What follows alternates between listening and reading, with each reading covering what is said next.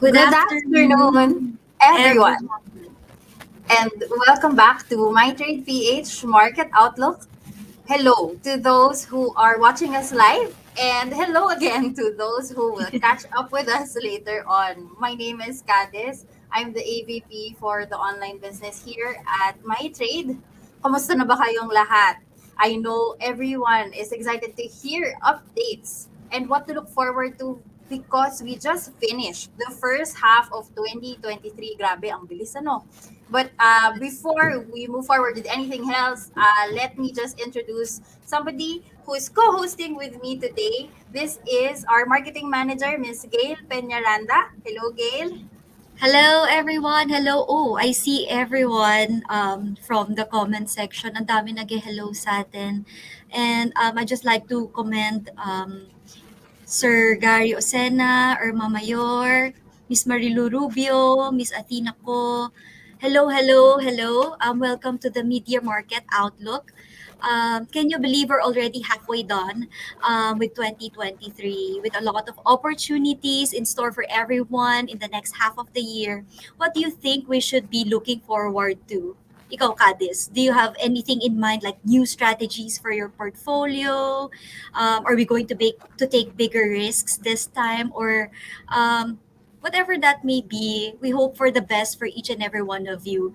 Kasi from the start, from the get go of the year, the inflation rate may be high no start January, but as the months go by, we see that it's the average is Getting getting lower. lower and lower Yes, that's each correct. time. So I see that we have a chance, for the next There half of is the hope. year. What do you think?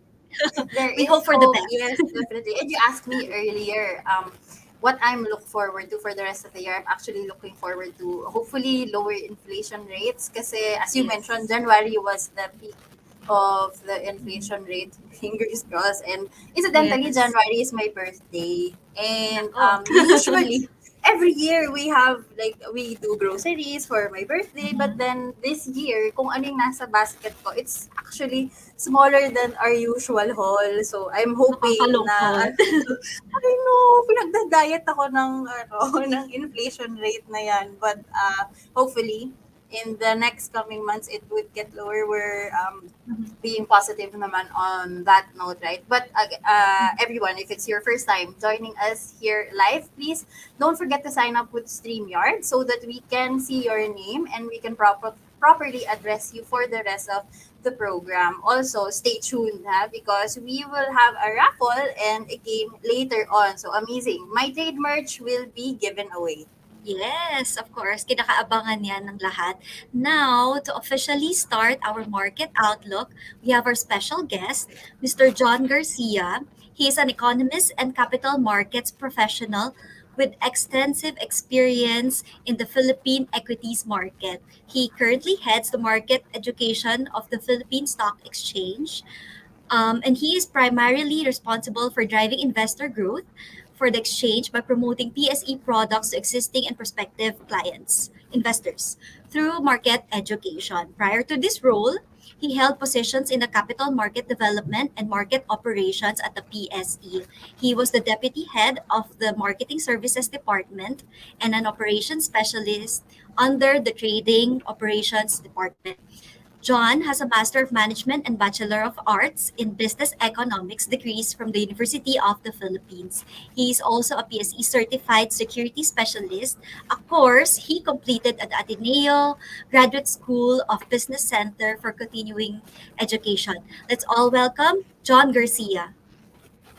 Hello, good afternoon, everyone. Thank you, Gail and Katis, for the warm Thank you, introduction. Thank you John. for inviting the PSE here.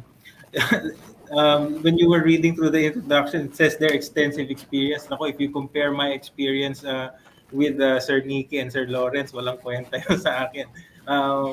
What I'm trying to say here is that our audience are really in for a treat because they'll be Mhm. hearing from one of the best analysts this market has. So anyway, ako naman, I'm given the task to give everyone an overview of how's the market been doing so far, and meron bang mga exciting things to look forward to in the second half of 2023? So, Let- yeah, without further ado, let's get on with it.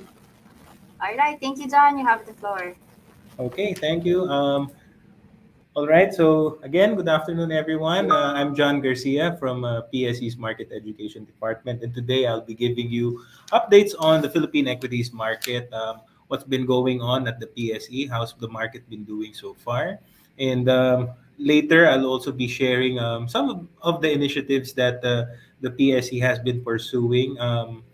In the name of capital market development, particularly, to grow our investor base, to grow our number of issuers, and to offer new products to our investing public. So, okay, if we move on to the next slide. Next slide, please. There.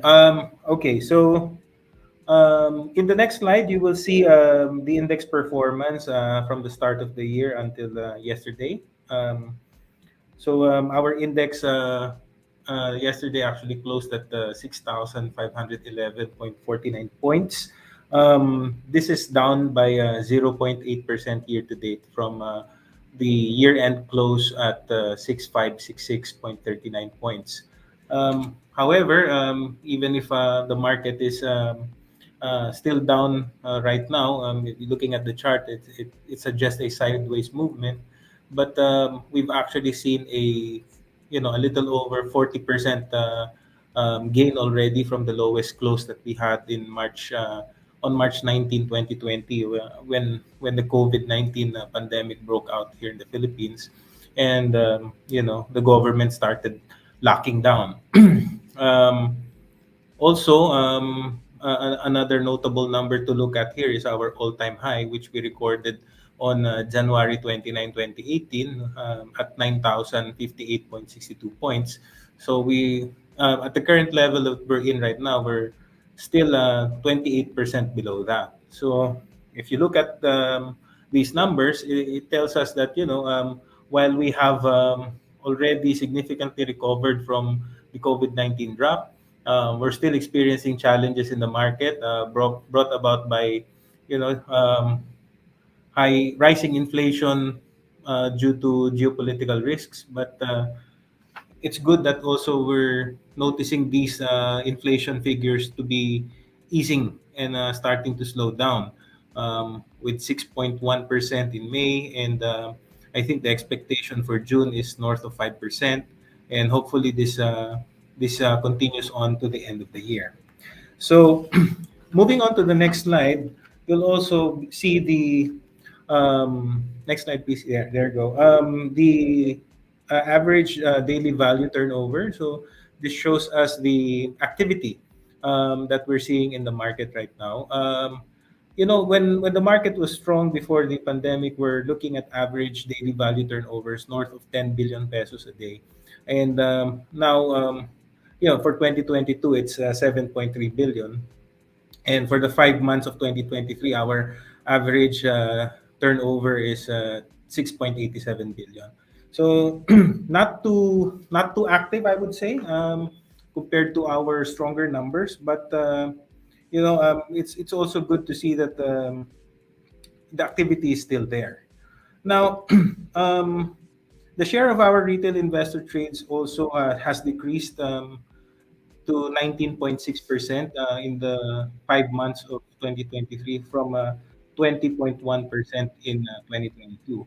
If you will remember, in our reports before, we were glad to report the highest ever retail investor participation in 2021 at 31%. I guess what this suggests is, our local investors are just right now staying in the sidelines, um, looking at how the market will perform in the coming months. But we still hope that they keep on actively investing. Um, I think they should still see this current condition as an opportunity for them to start building positions with good companies for long term gains. Now, in the next slide, you will see the net foreign transactions. We are still net foreign selling. So as of May 31, 2023, foreign investor transactions amounted to a net selling position of 30.54 billion. This is a decrease from the 68.05 billion net selling at the end of 2022. So um, I think this is a good sign. So foreign participation in the market, despite the net foreign selling, slightly increased to 44.4% of the total value traded. In the following slide, you'll see our investor composition. So um, the number of stock market accounts, it's continuously growing. So in 2022, the stock market accounts amounted to 1.7 million accounts. So this is a 5.7% increase from the 1.62 million accounts recorded in 2021. um, so this is about 1.5% of the Philippine population. And the total online accounts actually grew by 8.6% to 1.258 million accounts. And the online accounts accounted for 73.5% of the total stock market accounts. So really the growth here is driven by online trading. Now, the average value per online transaction also rose by 33.2% to 46,236.40 pesos, um, which is actually quite impressive as well.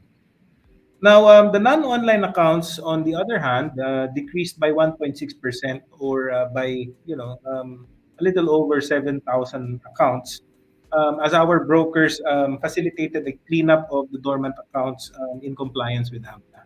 So I think that's the only reason for the first time decrease that we've seen in the traditional accounts.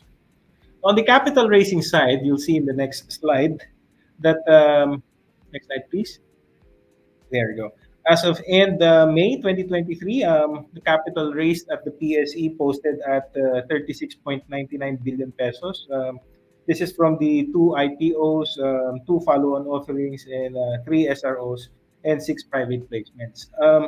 So um, we still have a lot to go to hit our target. I mean, in 2022, we raised 110.29 billion pesos, and looking at our pipeline of capital raising activities, which you'll see in the next slide, we are expecting the IPO of Repower Energy Development Corporation, which I think the offer period started today, and the two follow-on offerings in the next quarter. So the total capital raising of these three companies will amount to 48.65 billion pesos.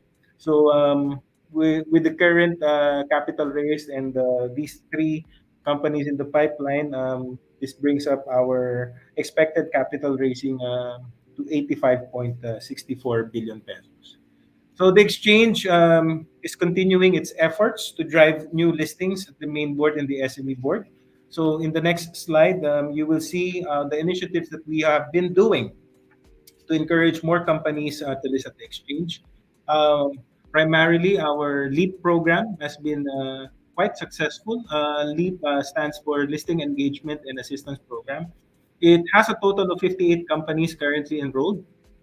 Under the program, PSE, we conduct one-on-one sessions with SMEs to discuss growth plans and help them draw the listing roadmap. We also connect our prospective issuers with IPO advisors. So you have there the financial advisors, the legal counsels, accounting firms for the preparation for their IPO. Of these 58 companies, actually, seven of them have a timeline of less than 1 year. 19 companies are looking at listing between 1 to 2 years from now, while 32 companies are expecting to list over 2 years from now. So, successful issuers from this program include Raslad Corporation, which listed at the main board on June 6, 2022. And at the SME board, we have two listings, House Talk on January 17, 2022, and CTS Global on April 13, 2022. Other issuer marketing initiatives that we have been doing include the PSE Star, which you will see in the next slide. PSE Star stands for Strengthening Access and Reach. So this is basically an investor day. So it is a platform for our companies to communicate their plans, prospects to our analysts and investors. So the program aims to bring more attention to these non-index publicly listed companies to drive liquidity and encourage also follow-on offerings. So we've done our first quarter reporting for these companies on May 9 to 10, 2023. And we received an average of 150 participants per session. Upcoming activities related to the PLC Star include the first half reporting, which will happen in August 2023, and the third quarter reporting, which will happen in October 2023. So the companies that are part of the program, they change from time to time. So we select different companies to give everyone equal opportunity to present to the investing public. So in the next slide, another initiative that we're doing to drive IPO listing is the PSE Corporate Connect series. So this is a collaborative campaign between the PSE and select partner advisors and institutions. So we aim to drive IPO listing interest from companies that are deemed ready to go public. So the first run of this year's PSE Corporate Connect was held on March 1. This was in partnership with AB Capital Investment Corporation and Union Bank SME and Micropreneurs segment. And we discussed the topic, taking your company public. So we had a total of 139 attendees from 25 potential listing applicant companies during the event. The second one was conducted on May 4, and we covered the topic going public and building your IPO story. So this was in partnership with Cloud Arc Ventures. So this event garnered 139 virtual participants from 22 potential listing applicants. And on May 11, we conducted our third PSE Corporate Connect event. This one was entitled Getting Ready to List. And we had a total of 89 attendees. So we will have another Corporate Connect event on October 12, 2023. And our partner for this one is BDO Corporate Banking. In the next few slides, I will be showing you our initiatives naman to cater to the other side of the business, which is our investors. So our market education initiatives, very close to my heart, being the market education head of the PSE. So we have been conducting our certified securities specialist course since 2007, and we have produced close to 800 graduates. Much of the graduates are actually practitioners now in the industry. What this course is basically a certification program with various universities that involves 124-hour continuing education on financial and securities market theories, valuation, analysis, portfolio management, ethics, and even securities regulations. So we designed this course primarily for aspiring stock market brokers, finance and capital market professionals, and individuals who are interested in managing their portfolios.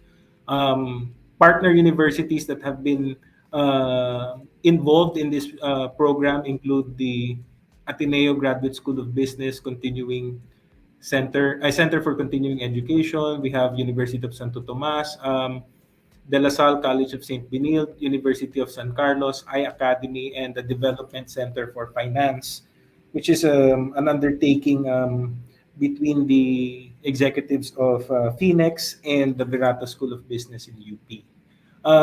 Right now, we're doing the CSSC online, and which we found to be very effective. We're reaching more participants.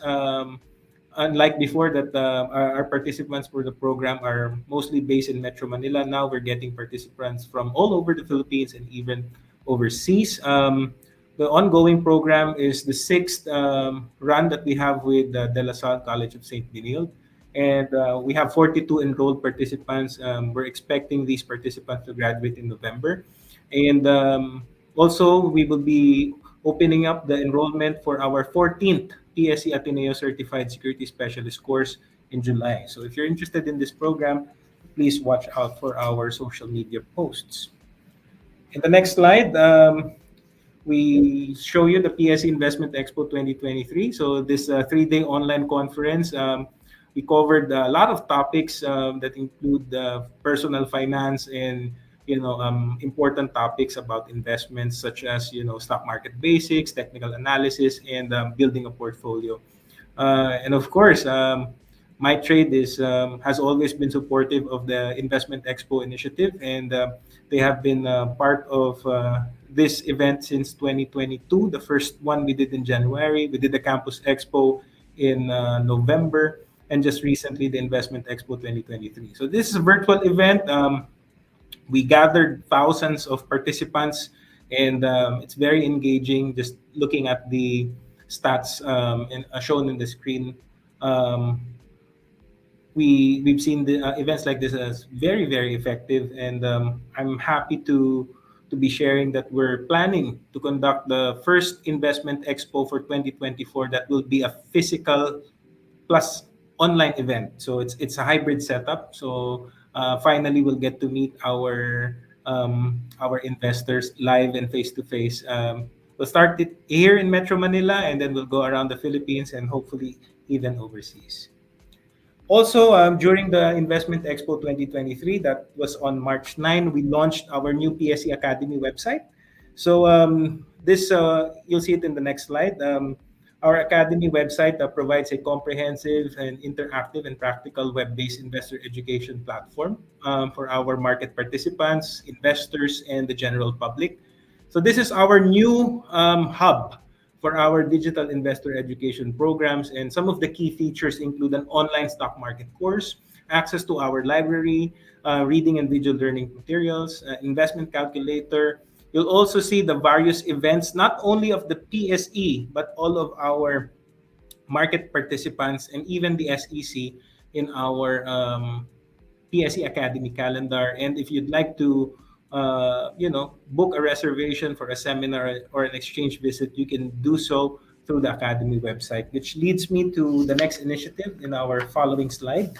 Um, we also resumed our stock market seminars and exchange visits in this year. This is the activity that we've been doing before the pandemic, where we offer free on-site stock market seminars and tour of the PSE for schools and corporates.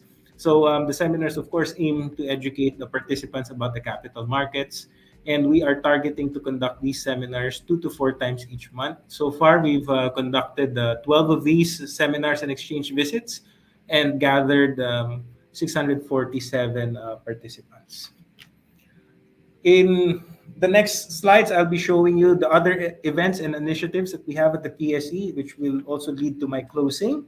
Um, On May 9, actually quite an exciting day, we inaugurated the PSE Events Hall. This will serve as the venue for initial public offering, follow-on offerings, stock right offerings, the various listing ceremonies.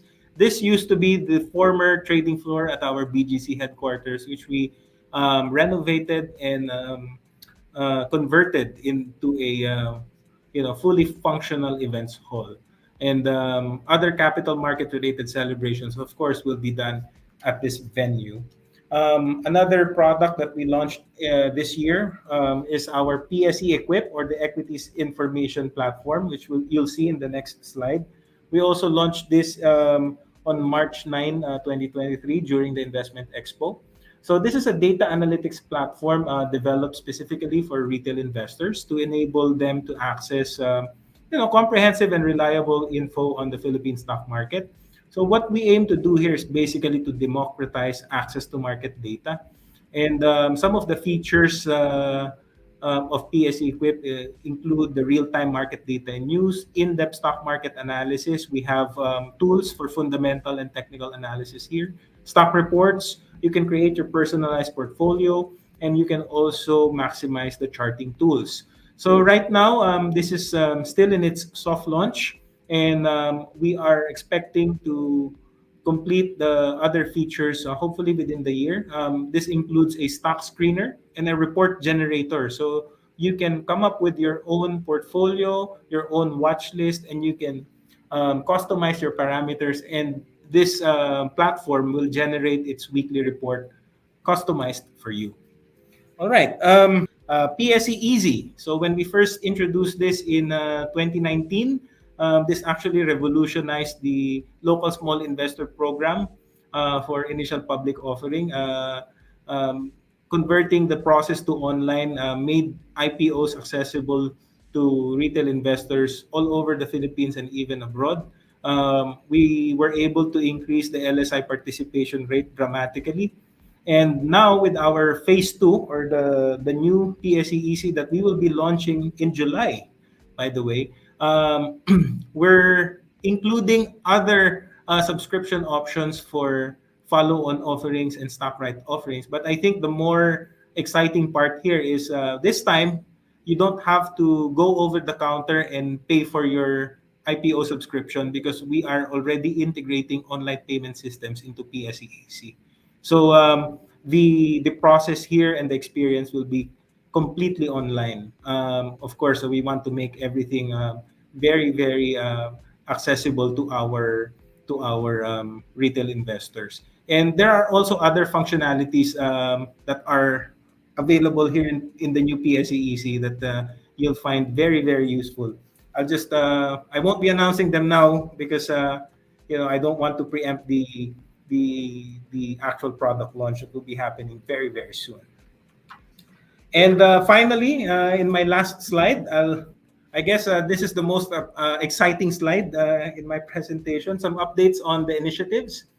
If you notice in the news, short selling has been getting quite the attention the last few days and weeks. Um, Everyone is moving faster to ensure that we roll this out hopefully within the year. We're still waiting for two pending items. The PDTC, or our central depository, is in the process of applying as a lending agent with the SEC. So this will allow for a more efficient setup or infrastructure for securities borrowing and lending, which is an important component for the short selling product. And hopefully with the PDTC there as a central lending agent, um, we get to have more participants participating in the short selling program of the PSE.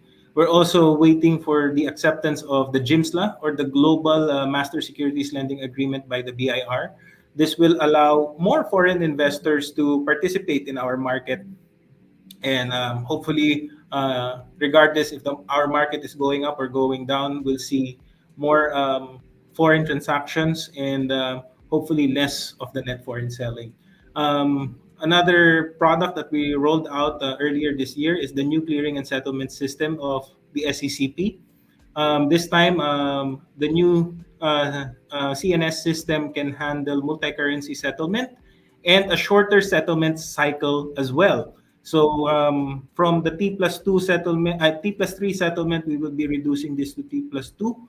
Of course, this will basically reduce liquidity, operational, and counterparty exposure risk. And our target launch for the T plus two settlement is on August 24, 2023. And we are also undertaking um, further product development, particularly on derivatives. So we hope to come up with a potential framework for index futures and options very soon.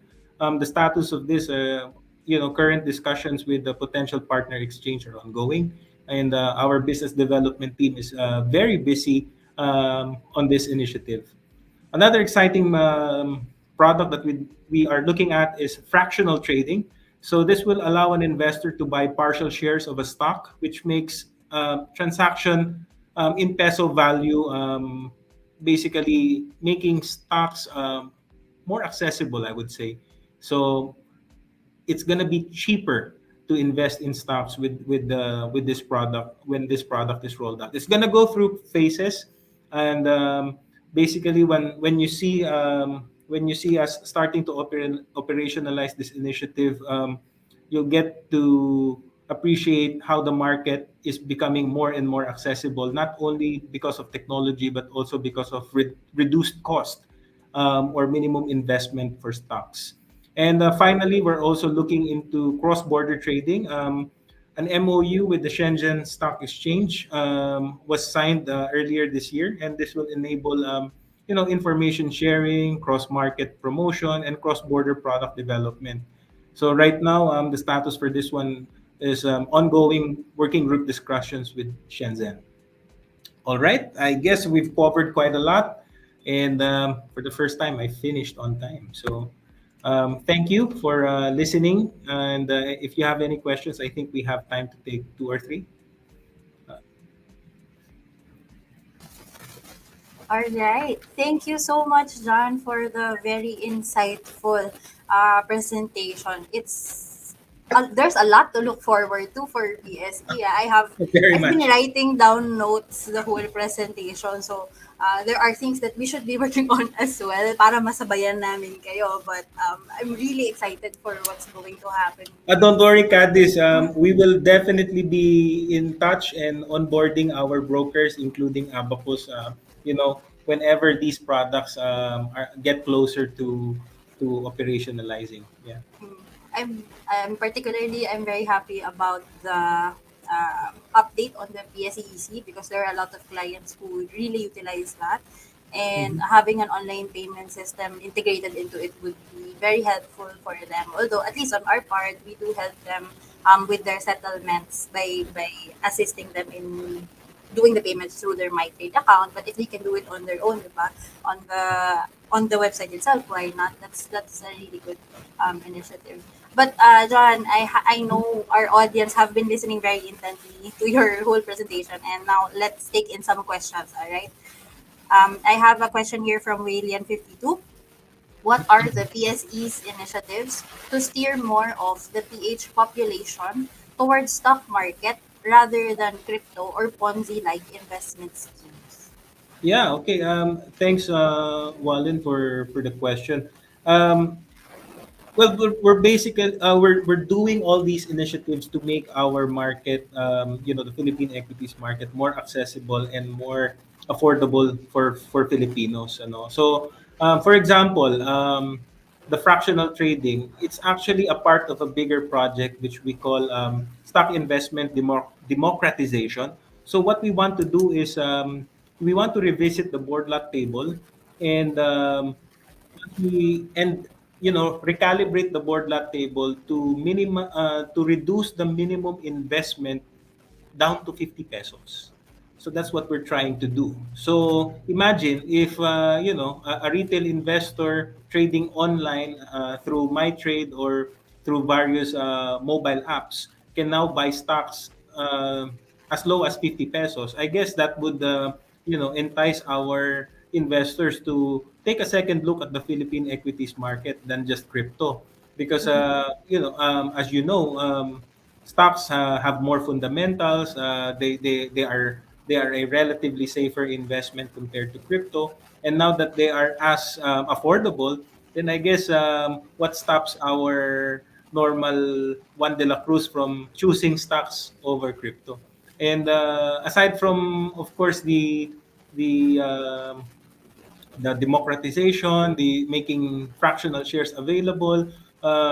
We also are introducing more strategic ways to be profitable in the stock market. So hopefully, with the short selling, you can make money regardless if the market is going up or going down. Of course, um, you need to educate yourself, and the PSE will continue undertaking various initiatives to ensure that our investing public are properly educated about these products and these strategies.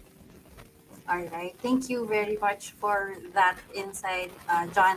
Very excited kami about the fractional trading as well. Although we understand it's still under discussion, but it's something that we can really look forward to, especially in terms of affordability for starting your investment journey.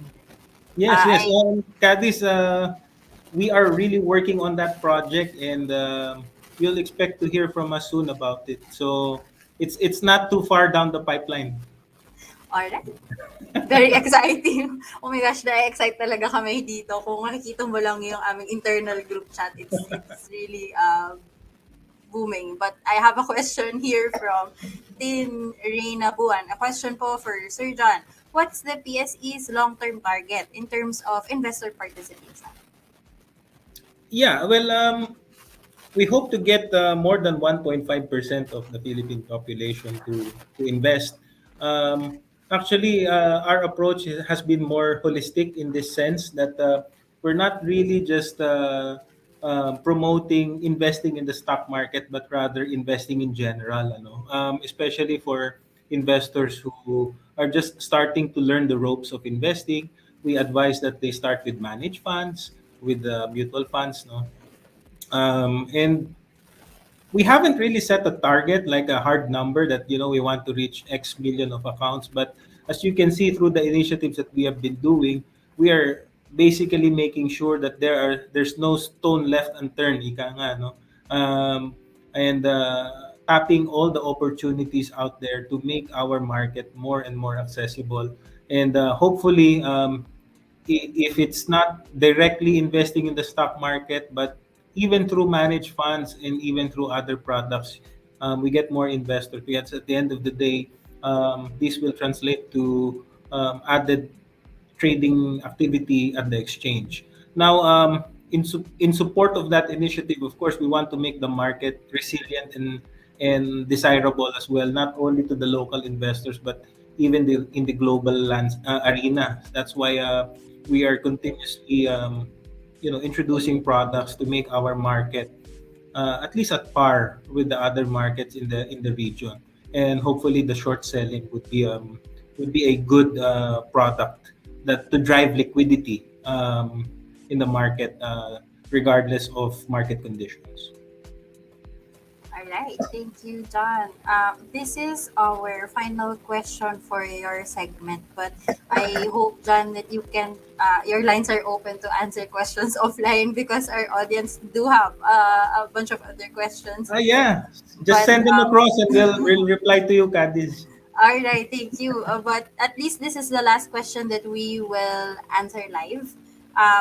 Luis Lopez asks, are there initiatives to increase regulation and enforcement for non-compliant companies to protect investors?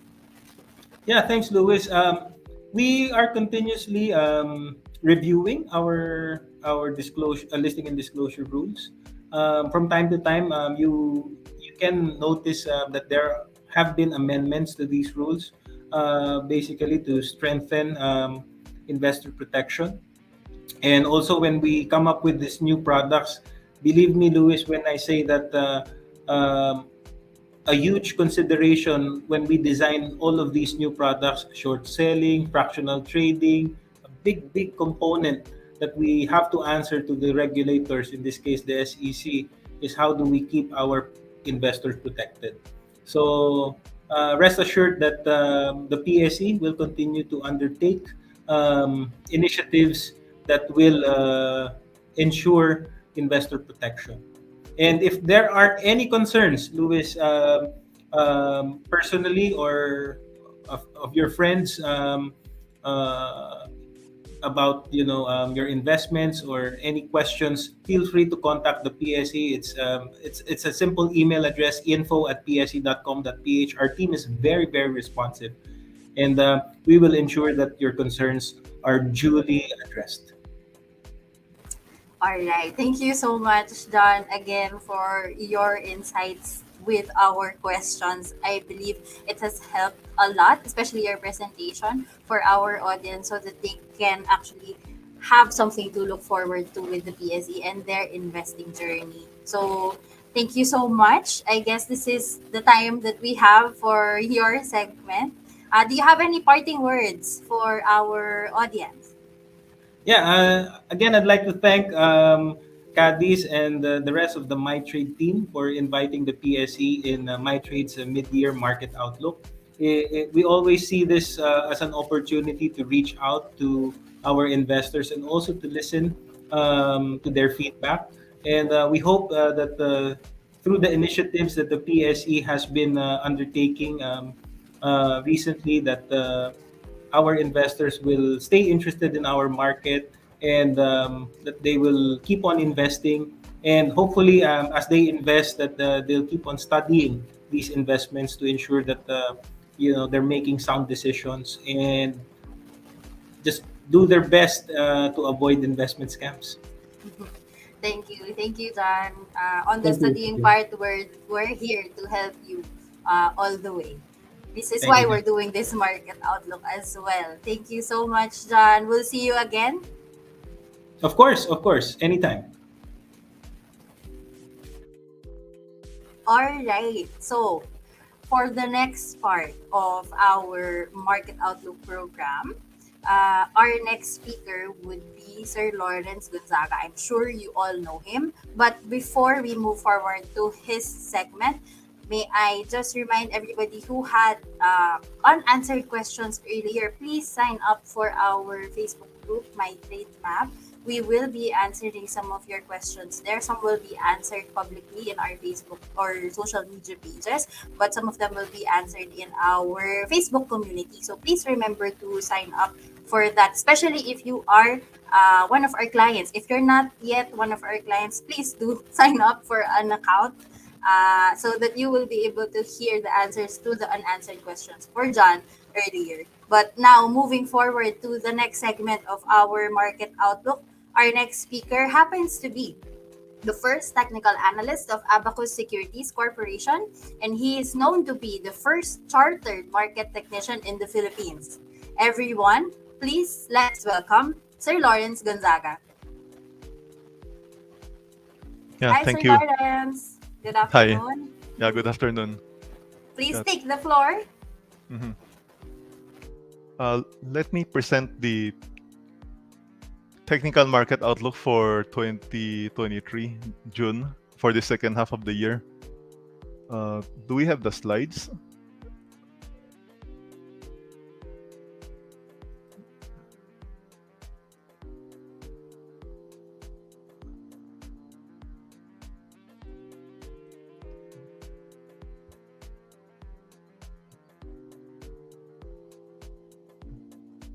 Okay. Yeah. Let's go to the first chart on the next slide. Okay, this is the long-term chart of the PSEI. As as you can see, the market is no higher than it was a few years ago, and I want to focus on the downtrend line. There's an important downtrend line which will act as a resistance near the 7,000 level. Unless the market can break out above 7,000, we'll see the market just going sideways, and the volume is not seen to pick up, with the market still laboring below this important trend line. Aside from this trend line, there's also a resistance at the 7,137 level, as well as another resistance at 7,552. Okay, next slide.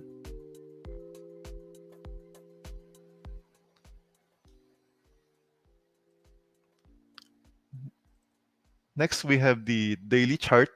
A while ago, we were looking at the weekly chart. Now we're looking at the daily chart. And there's a clear support at 6,330 level, as well as a clear resistance at the 6,750 level.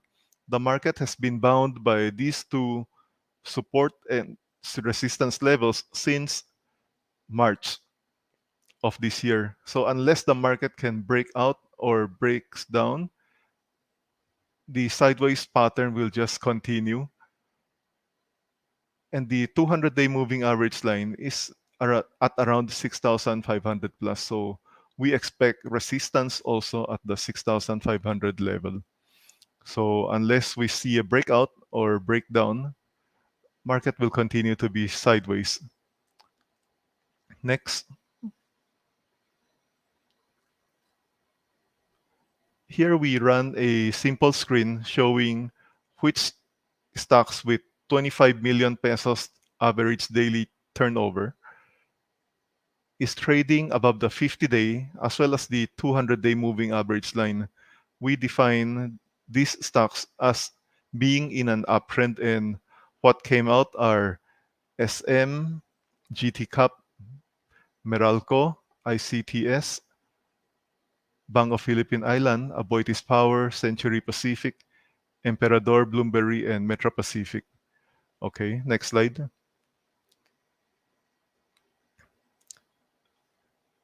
So I provided the technical commentaries with the support and resistance levels for these stocks that are in an uptrend. If you're looking to buy, you may look at the support levels. For example, SM. The stock is trading above the 50-day as well as the 200-day. So we expect support near 901 as well as 885. But if you're looking to sell, there's resistance at around 945 and 960. Mhm. What happened here?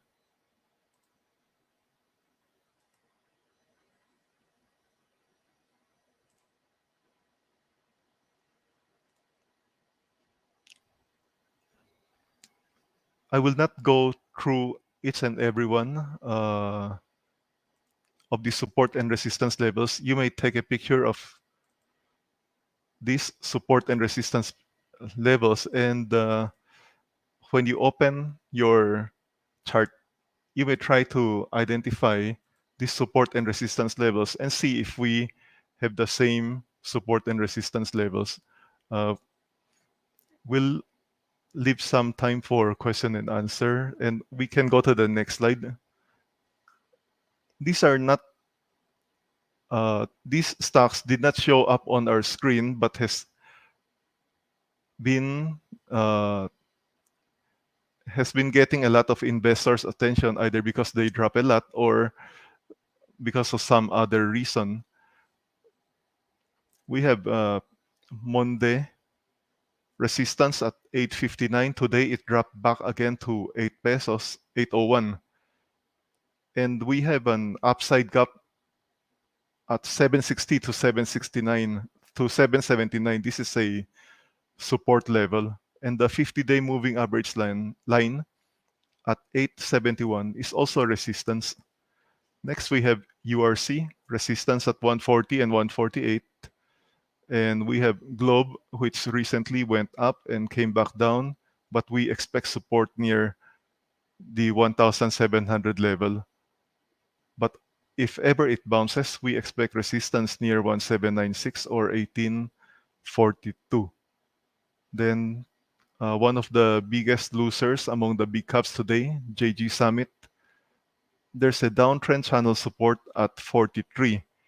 And if ever it bounces, we expect resistance at 49.35 to 49.80. And as you can see, Ayala Land, Mega World, SM Prime, and FLI are all below the 200-day moving average line. Allow me to share some thoughts regarding the market. We are amidst a series of transition. We have moved from a low interest rate, inflation environment, and we now have higher inflation and higher interest rates. And with the cost of money being more expensive than it was a few years ago, there is some implications, obviously. For example, a working class family making monthly payments on a home would likely suffer from higher interest rates. That's why currently property stocks are out of favor. And regarding the low trading volume, one probable reason that I can think of is that probably some new speculators got burned by cryptocurrencies, and this showed up in their risk aversion towards anything, including the stock market.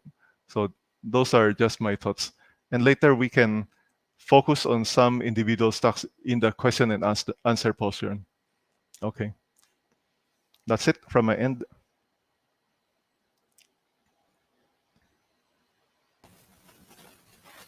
Thank you so much, Sir Lawrence, for the wonderful presentation. But for our Q&A, sir, we'll do it after the part of Sir Nicky. So you guys will be answering questions together. Will that be fine, sir? Yeah. All right. Thank you, Sir Lawrence. We'll see you later.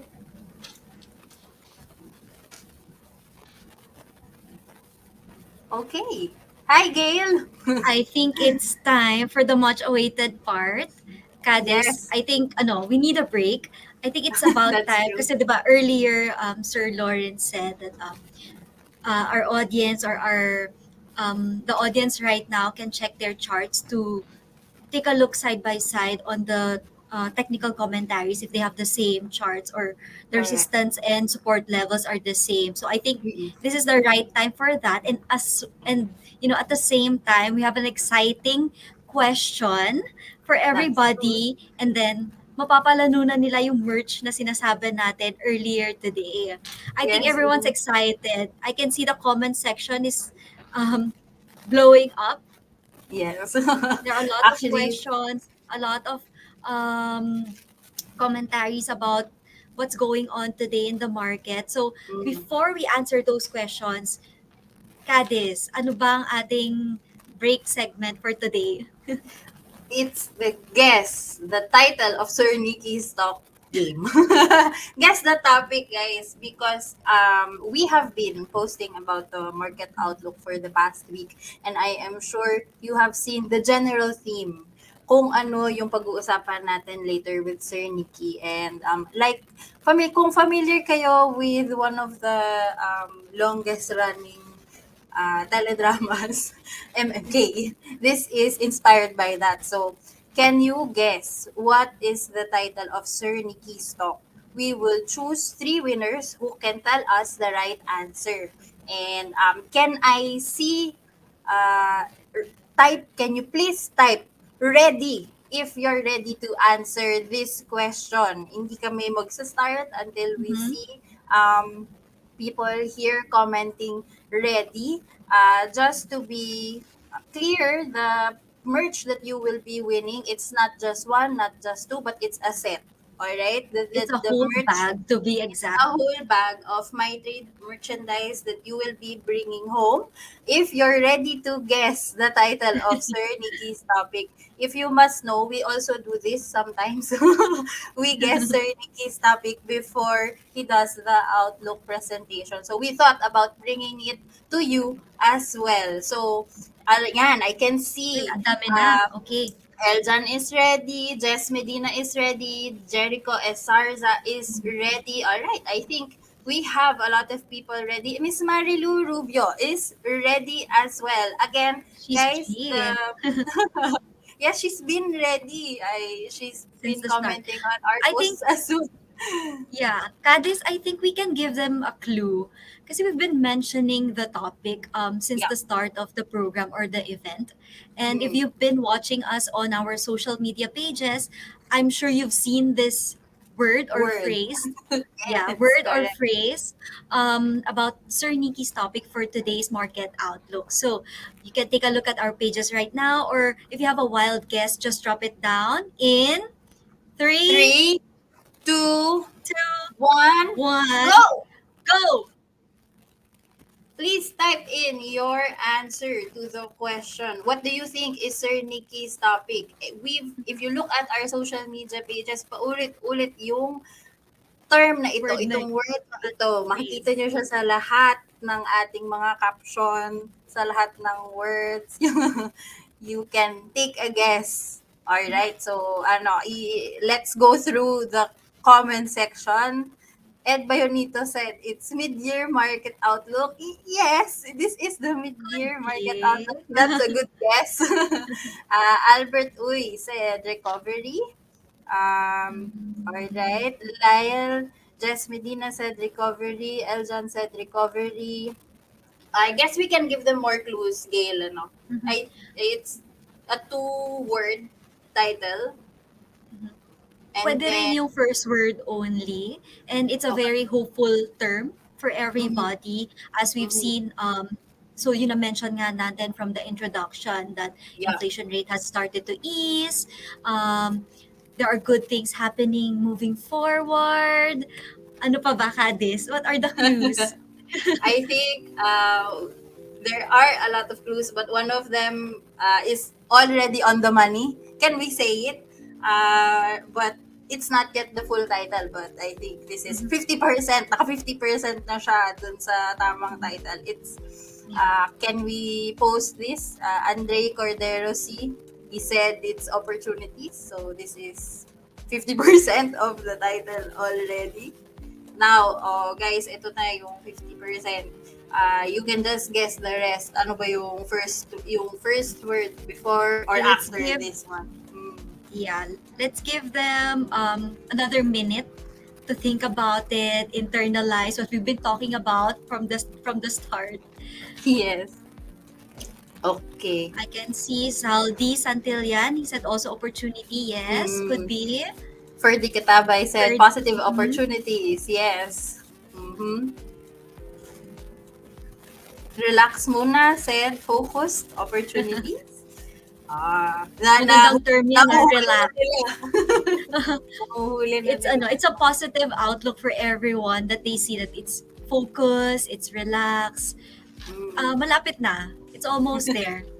I like this. This All, is creative. Oh. Benito de la Rosa said, market chances, mhm. 2023. Okay. Okay. I think we got the answers already, Cadis. Mhm. All So right. we will be announcing the top three winners later on after Sir Nicky's segment. So stay tuned, All right. everyone. And for the others, you still have the chance to win exciting prizes. Marami pa kaming ipapamigay, so stay tuned until the end of the program. All Thank you right, so much let's for joining the Yes, game. thank you so much for joining again and again and for guessing and really thinking what our second part of the year will be like for Abacus Securities and MyTrade PH. Okay, let's move on to the next part of our program. We have our very own head of research. He is the only Filipino recognized by Forbes magazine as one of Asia's 10 best stock pickers, ranking in the top 5. Who are we talking about? It's none other than Sir Nicky Franco. Good Hi, morning, Sir everyone. Nicky. Hello Good po. afternoon, everyone. Hello, Good Sir afternoon, Nicky. Gail. Good Hi, Sir afternoon, Nicky. Candice. Okay, take away, sir, the floor. Okay. Uh, okay. So we thought of this presentation because of what's been happening over the past few months. I think Lawrence mentioned earlier that um, the market has been going sideways for a number of months. So it's not exactly uh, blood on the streets type of sentiment, but I think sentiment is very, very down. And I think everyone needs to be reminded that nothing is more expensive than a missed opportunity. That's a quote from a famous author, H. Jackson Brown. I think it's in a book, a very popular book. Just forgot the title. Um, anyway, so we believe that there's an opportunity in the market right now, and that this opportunity is knocking on everyone's door. And that's the title of my presentation this afternoon. Opportunity knocks. Not everything is going smoothly for the market, but despite that, we believe that it's the opportune time for everyone to put money to work and get into the market in a more meaningful way.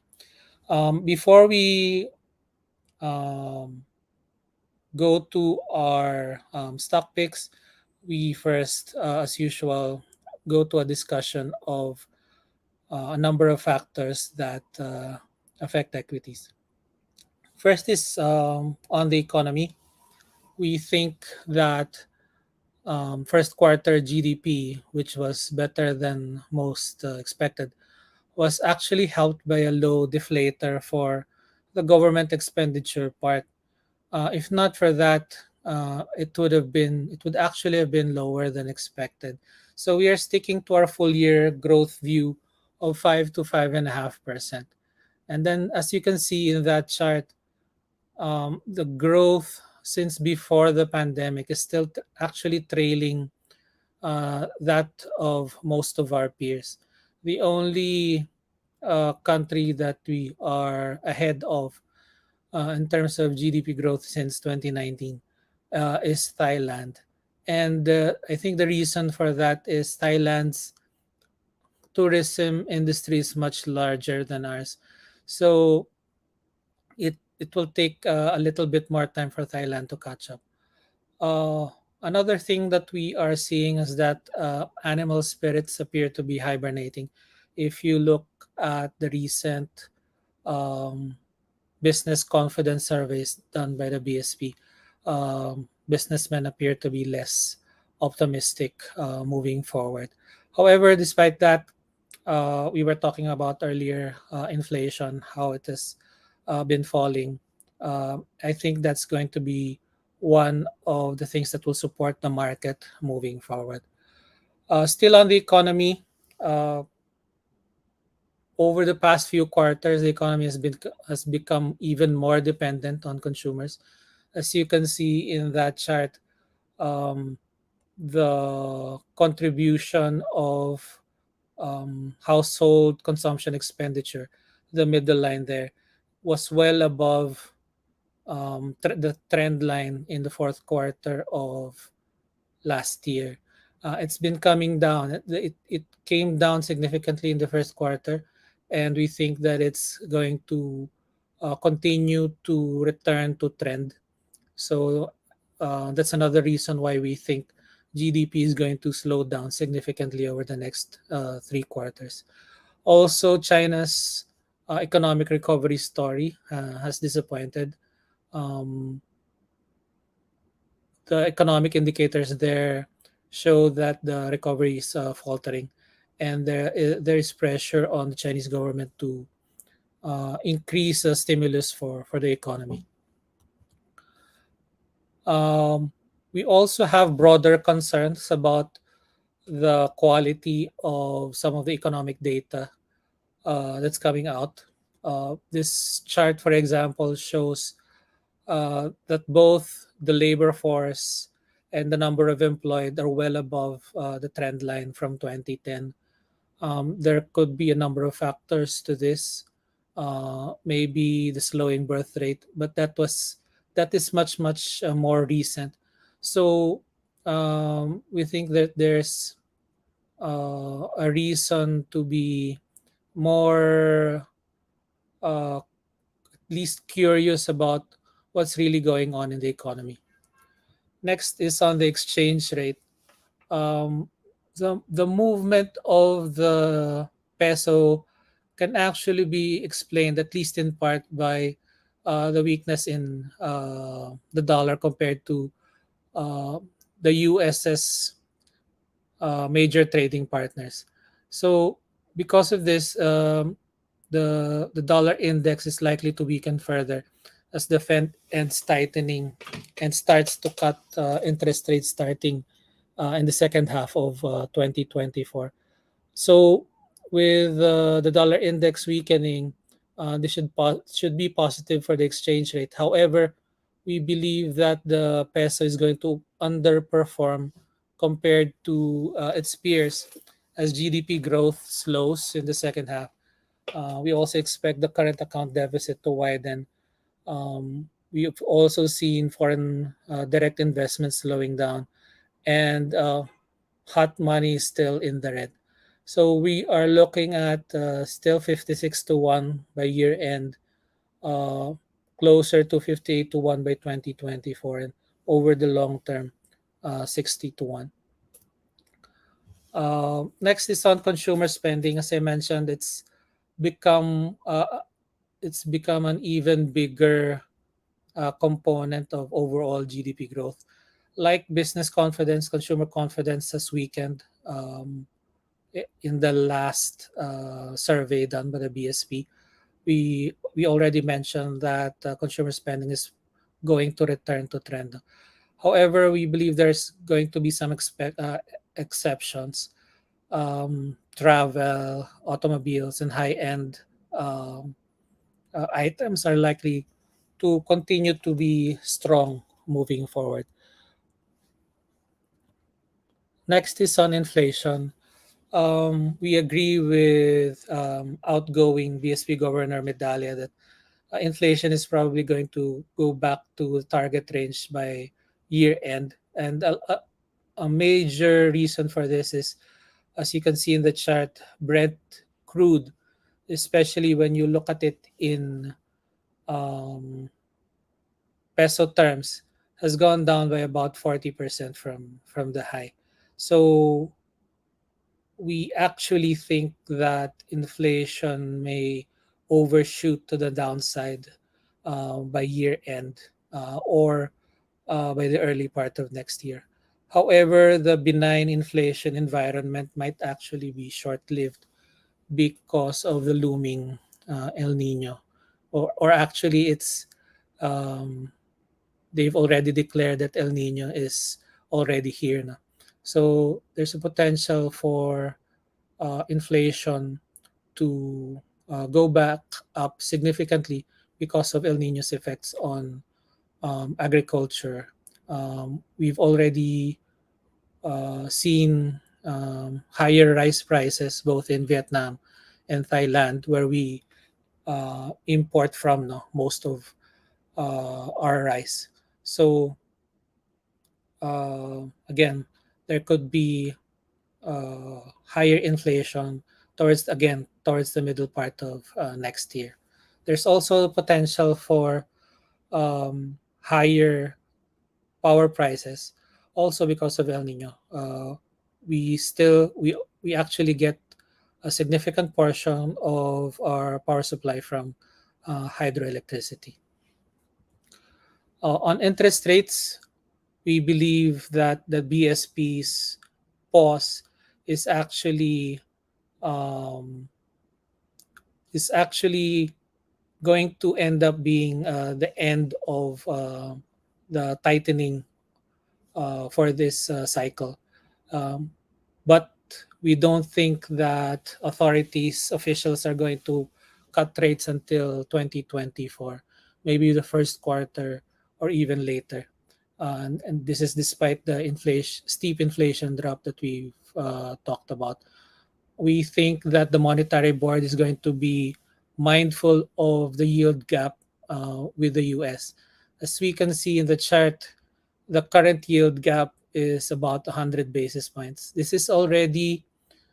Um, this is actually already relatively thin compared to historical data. And there's a potential that this will narrow even further because Fed Chairman Powell said that he's in favor, or that he actually believes that it's appropriate to raise rates again this year. So interest rate traders in the US have actually almost fully priced in another rate hike this July. And we might see another one before the end of the year. So that yield gap is going to shrink even further. So um, again, they will be mindful of cutting rates because it's going to affect the peso, which will also or may also hasten the return of inflation next year if the peso is going to drop significantly. Also, we don't have a chart right now. The yield curve, our yield curves flattened quite a lot over the past few months. Uh, it's it's practically flat as a pancake right now, and at some point it was actually inverted very slightly. We don't think that an inverted yield curve for the Philippines is similar to that of more developed economies. We don't think that it portends a recession for the Philippines, but we do think that it is a sign that the economy is going to slow down significantly over the latter half of this year. We also actually saw or read a study um, which supports this view. No? Flattening yield curves in emerging markets are usually a sign, according to that study, a sign that significant slowdown in the economy is coming. Next is on earnings. Uh, for a while, the earnings picture for our market was lagging that of the broader emerging markets and compared to our peers. However, as we can see in this chart, EPS growth for both this year and next have improved, and our earnings recovery is already better compared to our peers and the broader emerging markets index. So that's a positive for the market. However, as we have seen over the past 6 months, this doesn't seem to be enough to attract inflows yet. But hopefully, we think that this is going to change in the latter part of this year. Next is on liquidity. John was uh, talking about liquidity earlier. Part of the reason why liquidity is low is foreigners still have little appetite for stocks. However, foreigners have actually been the one that's been more active compared to local investors. Domestic um, activity in the market is actually at a low point compared to recent years. So that's what we were saying earlier. No? Sentiment is down, and it's actually down specifically for the local market, and that's why I think that's a sign. It's a contrarian sign. We believe that we should take and um, put more money into the market right now. Uh, John also mentioned shorting earlier. Um, it's soon to be introduced. I know the PSE means well, but my personal view is that the primary role of shorting stocks is actually price discovery, not liquidity. So um I was hoping that the PSE would put forth more um, guidelines and safety nets for the market, because it may actually shorting may actually exacerbate volatility and actually worsen liquidity in times of market distress. For example, in this chart, we see the 5 minute chart of PLDT from December 16 to 19 of last year. This is when the capex issue became public, and um, in 5 minutes of December 19, in just the first 5 minutes of trading on December 19, um, the total shares traded was actually equivalent to the average for the previous few months. So imagine if shorting were already allowed then. Um, those who really needed to sell might not have been able to sell because of a mismatch between selling and buying orders. So I hope we're not really against short selling. It really does have a place in the market. We just hope that there will be additional safety nets for investors and for the listed companies, because um, there really is a misconception about shorting. Unfortunately, that is shared by a lot of people, and it could actually be um, uh, a discouraging factor. It could actually discourage companies from pursuing IPOs. We'll talk about, we have a number of charts for valuations. As you can see here, this is the forward P ratio for the market since 2012. As you can see, it was in a downward channel for quite a long time. And then more recently, it overshot on the downside. The derating has been worse than we expected. However, we believe that it has probably run its course. Um, this chart is compares the PSEI earnings yield, which is just the reverse of the PE, forward PE, and compare that with the 10-year yield. Uh, Usually, when the PSEI earnings yield is above the 10-year yield, then that makes equities more attractive compared to fixed income. So the fact is that um, the excess of the PSEI earnings yield over the 10-year yield is the widest in over 10 years if we exclude the uh, peak COVID period. So that's another positive for the market.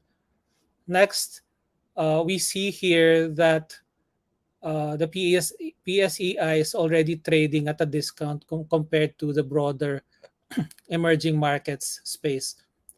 Uh, this is the first time that the PSEI is trading at a discount for an extended period since 2009.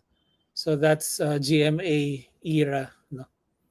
And lastly, we used here the forward PE for the all shares index.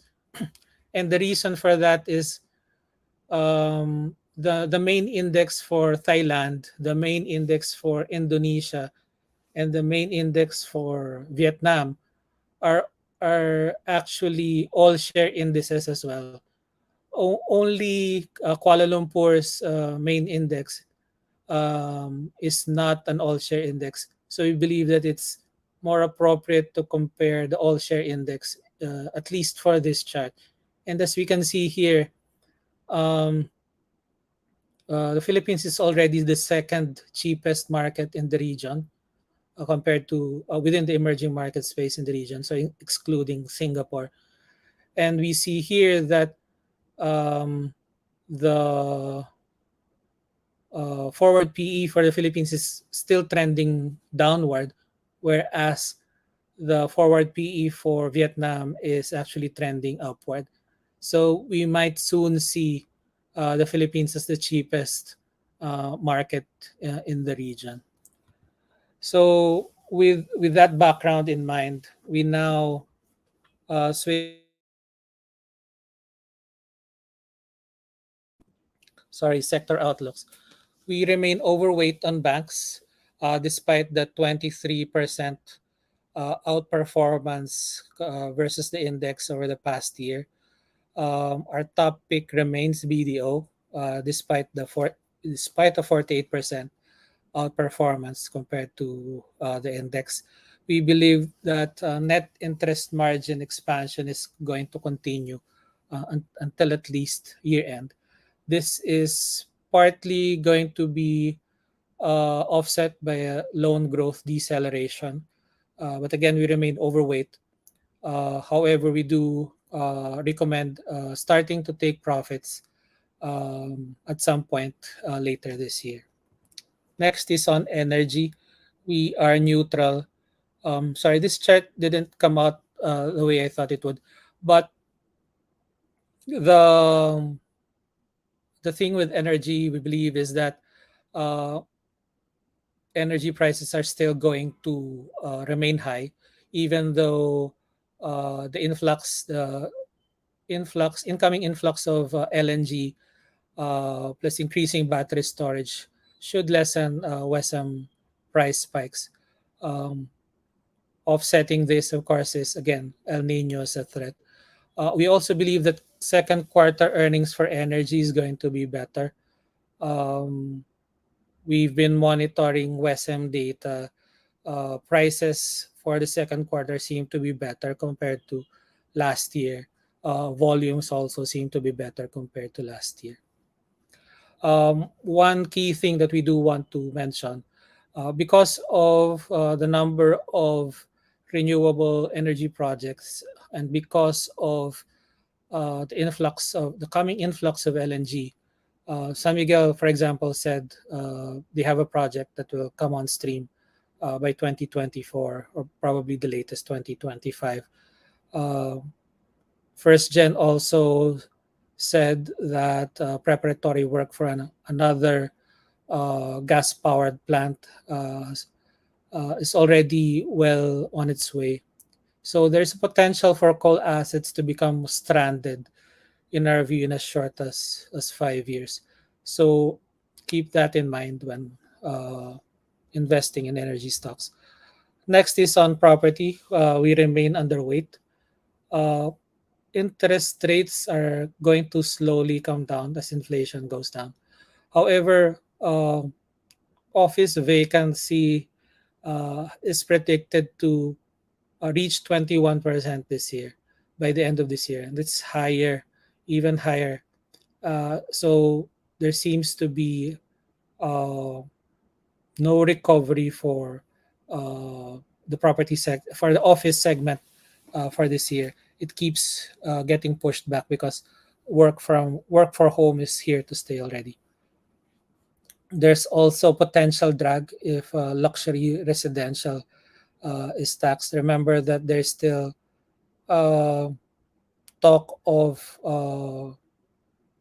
pursuing luxury taxes now on certain items. And surprisingly, we heard that luxury real estate might be one of the targets.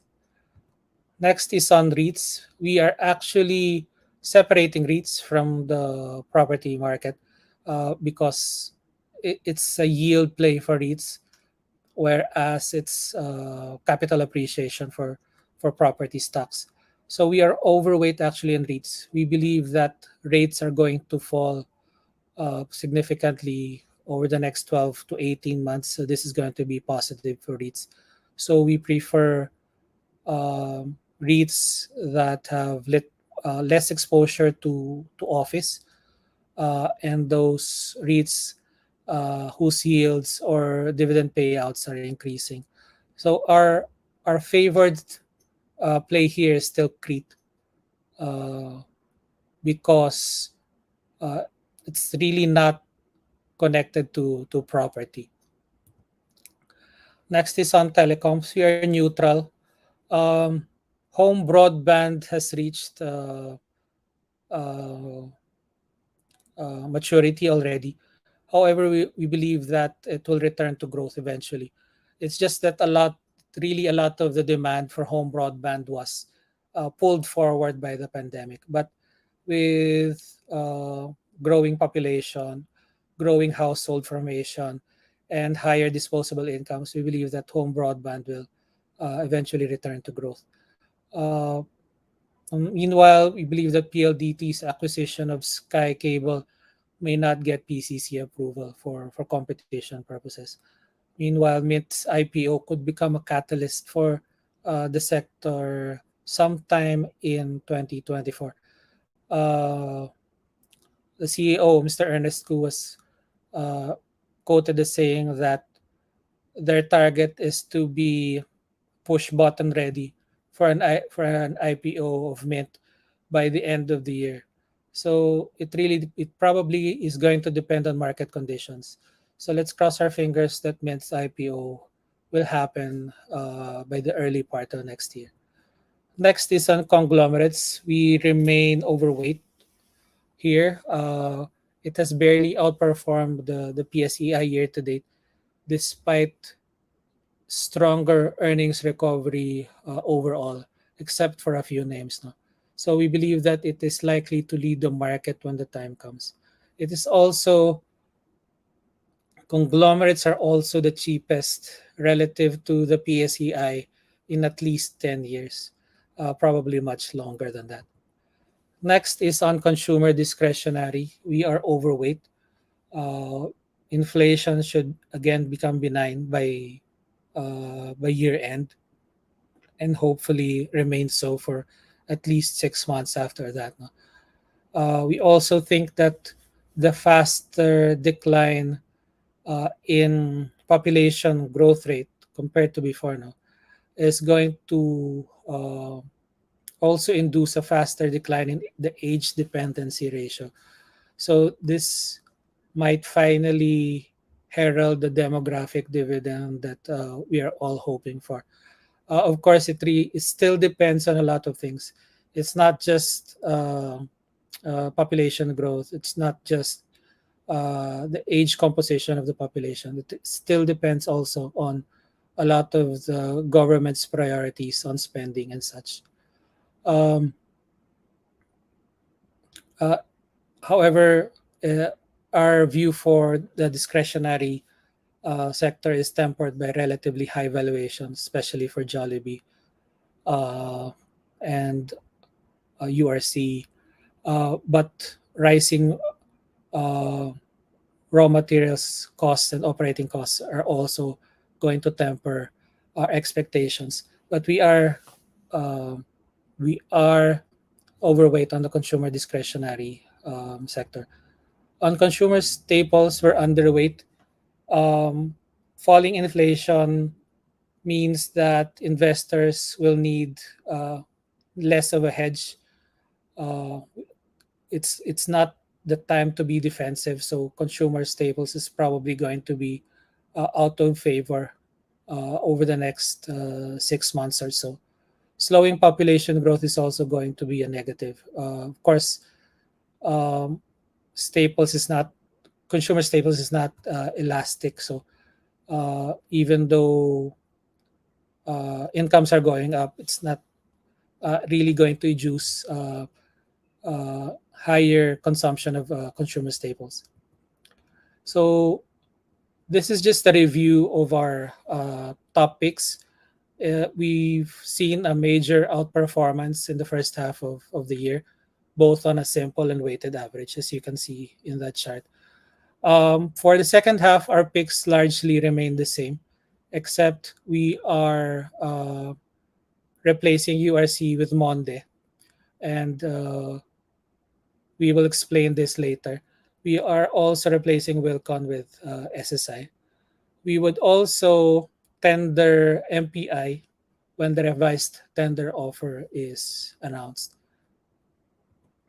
So just to uh, wrap the previous section, wrap up the previous section, we believe that it is time to put cash to work. We don't think that valuations are going to get much cheaper from this point onward. Uh, we recommend allocating a significant part of the portfolio to select REITs because falling interest rates is going to be positive for dividend paying companies. Uh, we are recommending doubling down on our dog strategy, which we will discuss in more detail later. Uh, we so we are overweight on conglomerates, consumer discretionary banks and REITs. We underweight property and consumer staples, and we are neutral on the rest. And we will explain these trades in later slides. So, for those who are not familiar with our dog strategy, this is an equal weighted strategy that invests in the 10 worst performing stocks, 10 worst index stocks at the end of each year. So uh, the dogs of 2022 have so far been underperforming quite widely by about 9%. However, recall that when we backtested data, uh, the relative performance of the dogs since 1998 is actually 1,230% better compared to the PSEI. More recently, since 2010, the dog strategy has outperformed PSEI by about 112%. So we believe that the dogs are going to catch up later this year or by year end. And we believe that this catch up is going to be from the trio that has performed worst over the first half, and that's ASEN, Converge, and Monde. We believe that these companies are going to have significantly better earnings performance over the second half, and that is going to underline the dogs portfolios performance in the second half of this year. So, uh, with regard to our recommended trades, as mentioned earlier, short selling is coming. So we came up with three ideas for long short trades, and this is the first one. Uh, so short this trade is to short EMI and then go long Monde. For EMI, what we want to say is that its PE is well above historical. It is losing market share in the Philippines, and it is becoming less and less of a play on the Filipino consumer. We like Monde, on the other hand, because it's not going to be covered by the salt tax that is already out. And if you carve out corn, it's actually relatively cheap. Um, the APAC segment of Monde is probably going to earn 11.5 billion pesos this year. So that's about 12 times earnings if you carve out corn. Um, we actually would prefer if management spins out corn. We don't know if it will happen, but if that happens, then the PE of corn would immediately go down to about 12 times. And it's also the cheapest since listing. Our next long short trade is to short Meralco and then go long, avoid its power. Uh, we reported earlier, actually yesterday pala, we reported that Singapore has moved to cap power rates there.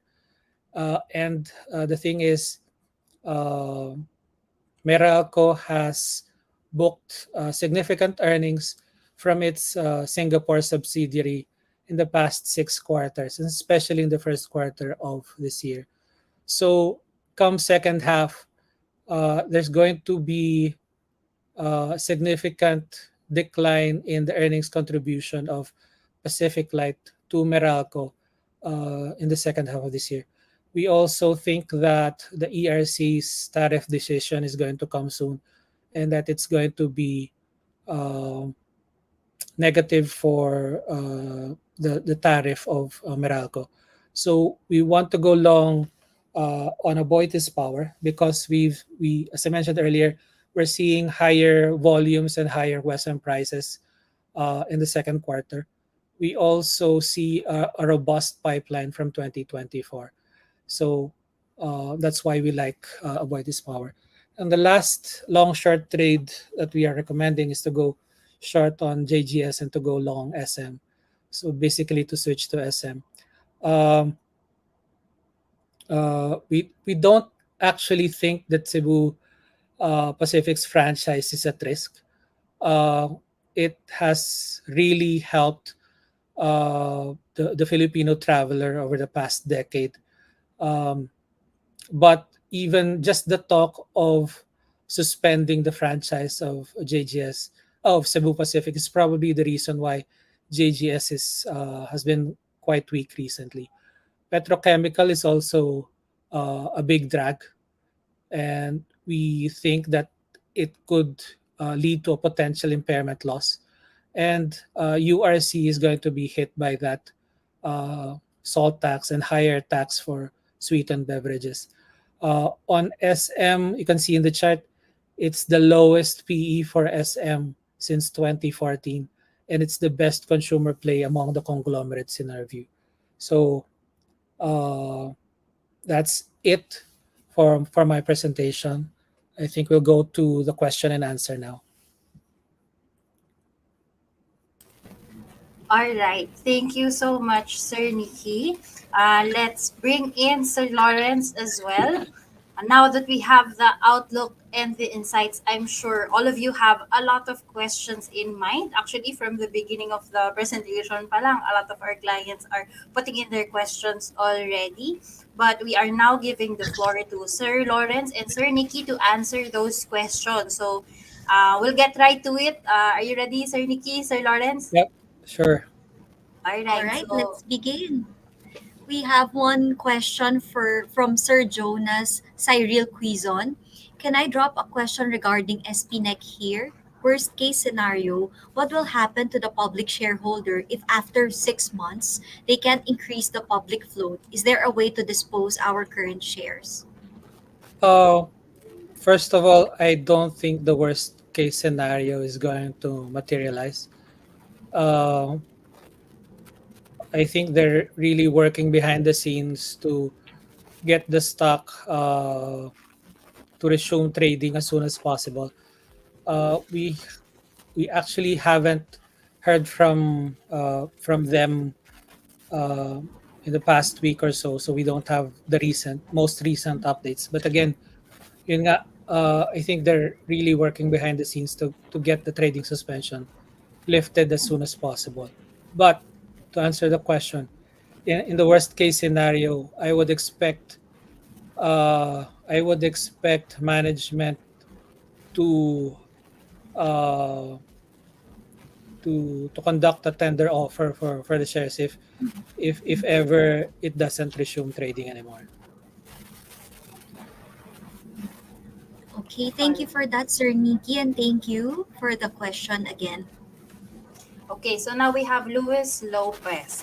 Thoughts on Glow and GT Cap. If we can have Sir Lawrence also do the technical analysis for both. But while he's doing that, Sir Nikki, what are your thoughts? Yeah, I actually like both. Globe, if you remember the chart earlier, when if you remove the value of Mint to Globe, and this is on a what we believe is a fair value for Mint. No? The PE of Globe is actually just 10 times PE. On the telco business, we believe that the PE is only about 10 times. So that's relatively cheap already. It's cheaper than Converge, and we believe that Mint's looming IPO is going to be a catalyst for the stock. On GD Cap, it's one of the cheapest conglomerates out there. It's benefiting from huge demand for cars. Uh, Recently, for the most recent month, I believe it was close to a record month in terms of vehicle sales. No? I think that's for the month of May, and I think June could be another good month. It's possible that um, car sales might set a record for June. Uh, Yun, so that's why or at least I like GD Cap as well. All right, thank you so much for that, Sir Nikki. How about the technical outlook, Sir Lawrence? For Globe, we expect strong resistance near the 1,700 level. And if ever it rallies, we see resistance near 1,800. And for GT Cup,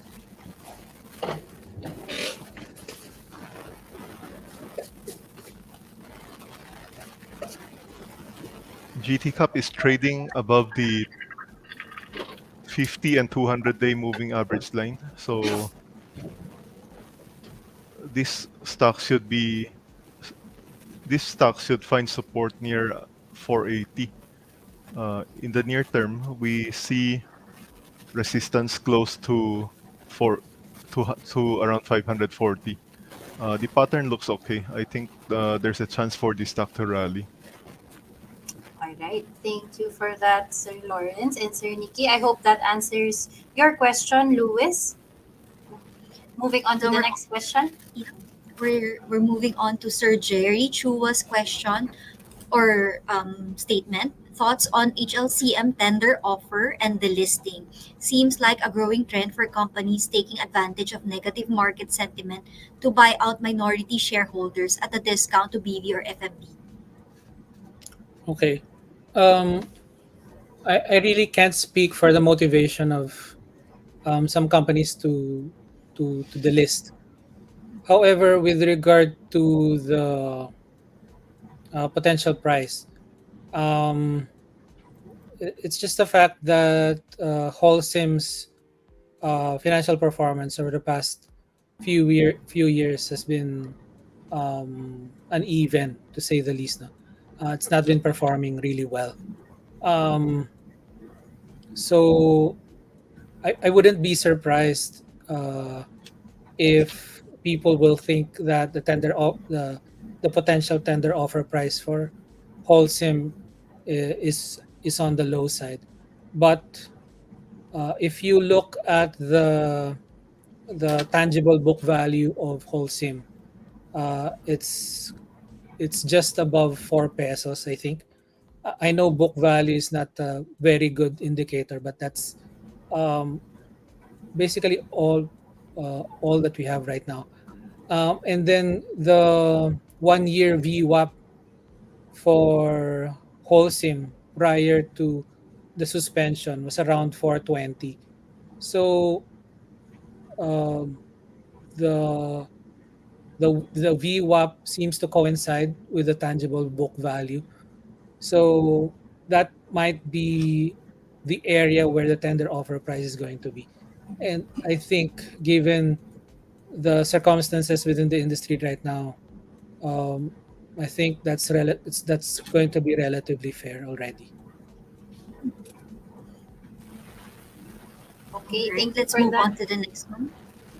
All right, so we have Lyra. What is your year-end PSE index score by the end of 2020? Index score, I guess that's index target. Index target. Uh, we are looking above 7,000, but it really depends on how sentiment goes. Um, as I mentioned, it's really attractive in terms of valuations already right now. But the market must first gain some traction, and I think the that will come if um, local investors gain more confidence. Hopefully, that happens in the second half of this year. If so, then yun nga, we should be looking above 7,000.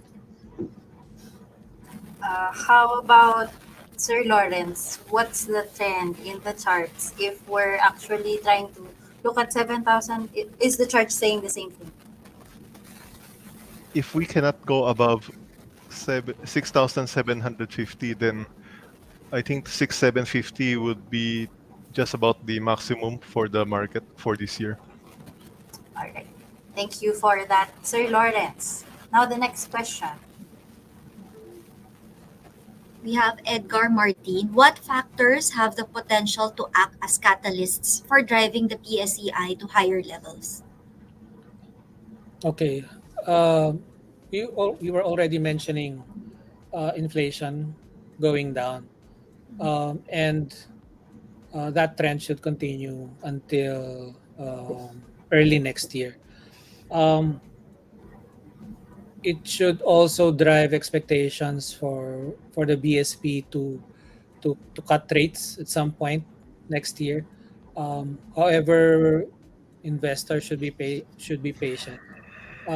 Governor Medalla was quoted saying recently that it's hard to cut rates when the US is raising rates. So just be patient on easier monetary policy from the BSP. But aside from that, another factor is really valuations. Valuations for the broader market, 10.4 times earnings. As I showed earlier, it's already cheaper compared to emerging markets, uh, nearly the cheapest in the region. So that alone should improve sentiment going forward. All right. Thank you Thank for you for that. that. Thank you for that, Next Sir Nicky. next question, please.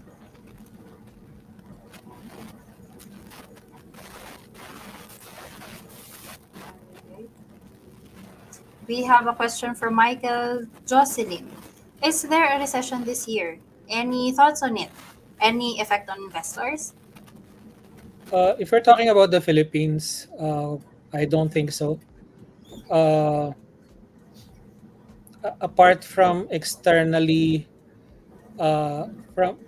from externally caused recessions, we haven't had the recession since uh, I think EDSA one. Uh, the only recession we experienced was because of the Asian financial crisis. Again, that's externally generated, and because of COVID, uh, which is also externally generated. So, even in relatively tough times, the economy has seemed to be able to generate growth, and that's because of the Filipino consumer. As I mentioned earlier, lower inflation is going to induce higher discretionary spending. So I don't think there's any uh, chance that the Philippines will see a recession over the next 12, 24 months. If we're talking about the US, um, right now, I don't think uh, there's going to be a recession. However, if the Fed tightens significantly more over the next 6 months, 6 to 12 months, then we might see a recession at some point in 2024. Simply because the Fed really wants to rein in the economy so that inflation is going to come down to their target level.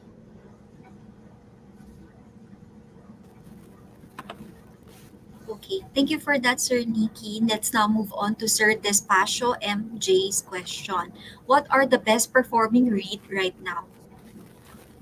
Uh, I think this is a question better answered by our property analyst now. But and we can give Despacio or Jay an answer offline. But I really prefer Crete because it's not uh, dependent on the property sector. And but what I can say is that to avoid fill rate because it has experienced pre-terminations in its office portfolio. So that's why its dividend payout has gone down. And we don't see a quick fix for that because Phil Reed's portfolio is in Alabang. So it's in the periphery of Metro Manila. And if the office segment is going to recover, then Alabang is probably going to be the last to recover. So um, again, we'll answer your question offline, but one company, one REIT to avoid is probably Phil REIT. All right. Regarding that offline question, sir, Mr. Despacio MJ, stay tuned for our Beyond Connections. We'll be answering this alongside with our research team. Thank you for the question again. All right. So next question, please. From Sir Albert Uy. Sir, your thoughts on the semiconductor sector? There's an AI trend, but I think the locally listed ones don't make the high-end chips. Thanks. That's correct. Or the listed semiconductor companies here are on the lower end of the value chain. IMI is the one that's the highest in terms of the value chain. Uh, but even IMI is not really going to benefit from the AI boom. Uh, IMI is going to benefit from the electrification of the auto industry, but that's probably going to come later now. They're still dealing with some issues right now. How about Sir Lawrence? What do you say about IMI despite what's happening internally, fundamentally? Is it a good buy technically? Hmm. Let me see.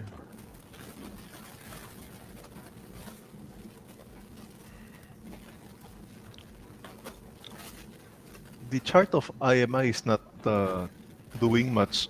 The stock has been below the recent high of 550 for quite some time, and there's no sign yet of any turnaround unless we can see IMI breaking 530 or 540 in the near term. All right. All right. Thank you, Sir Lawrence, for that insight. And then the next question. We have from Sir Rolando V. Do you see more upside for SSI? What price range should we watch for to buy or sell? Um, Maybe we can. Yes. yeah, SSI is trading at just about 5 times earnings. I know it's just a retailer, but it doesn't own the brands. I mean, Mhm. but uh, the fact is, it's in the luxury space. Luxury is one of the more resilient segments of the consumption space. So we really like it. I think it deserves a much higher PE, uh, at least 8 times, I think, for SSI, and even higher in the longer term. Again, we like it for the luxury exposure. We also like it because it's 100% focused on the Filipino consumer, which is, I think, what should be on the minds of investors. So yes, I think there's significant upside remaining for SSI. All right. Thank you for that, Sir Nicky. How about you, Sir Lawrence? Do you see any upside in the coming months for SSI? I'm looking at around 350 to 370 in the near term.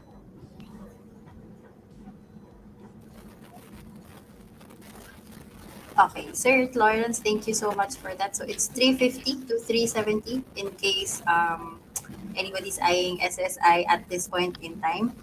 Now we have a next question for H. What's your take on P Gold?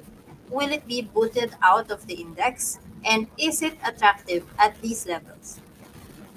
Um, we've been saying pure gold is attractive, even at higher levels now. So yes, pure gold, fundamentally speaking, is attractive at current levels. When you look at comparables in the region, they're trading at much higher valuations. If pure gold is trading about 8 times PE, I think comparables in the region are at about 17 times PE. It's really just not getting traction from investors, both domestic and foreign. Uh, but I think eventually its time will come. With regard to the index recomposition, yes, it is in danger of getting booted out. Uh, but but if MPI goes out first, then it might be saved. But if it doesn't, if trading doesn't improve, it's probably still going to be in danger of getting booted out at some point. Uh, Unfortunate for pure gold, but that's how we see things panning out going forward. Thank you, Sir Nicky. How about Sir Lawrence? What does the chart say? There's currently a support at 28. If it breaks 28, then it will go lower, probably close to around 26 something. But looking at the resistance levels, I see strong resistance at just below 34 and another strong one at 36. My trading strategy would be to try to buy P gold on weakness. All right. Yeah. Thank you so much for that, Sir Lawrence and Sir Nicky. For our next question, please. Marco thinks his question is, what are the chances that Converge price will recover this second half of 22? Yeah, second half 2022. Thanks. Okay. The thing with what we were saying earlier, the broadband space has really matured faster than expected because of the pandemic. Uh, there is also a lot of competition going on. I think that there is going to be significantly more demand in the future, but probably not in the second half of this year. Uh, a lot of the demand was pulled forward by the pandemic, so it's going to take time for that to for the industry to consolidate first. Uh, we see better in terms of maybe uh, uh, bad debts expense or collection efficiencies better on that. We see potential for lower operating expenses if management uh, starts to tighten belts. But in terms of top line growth, probably not going to be there yet in the second half. The thing is, yun nga lang, the stock has been so battered already. It's trading close to 10 times PE. So we don't think that there's a significant downside anymore. So we think that the share price will perform better in the second half of this year. The share price will probably do better compared to the company's earnings.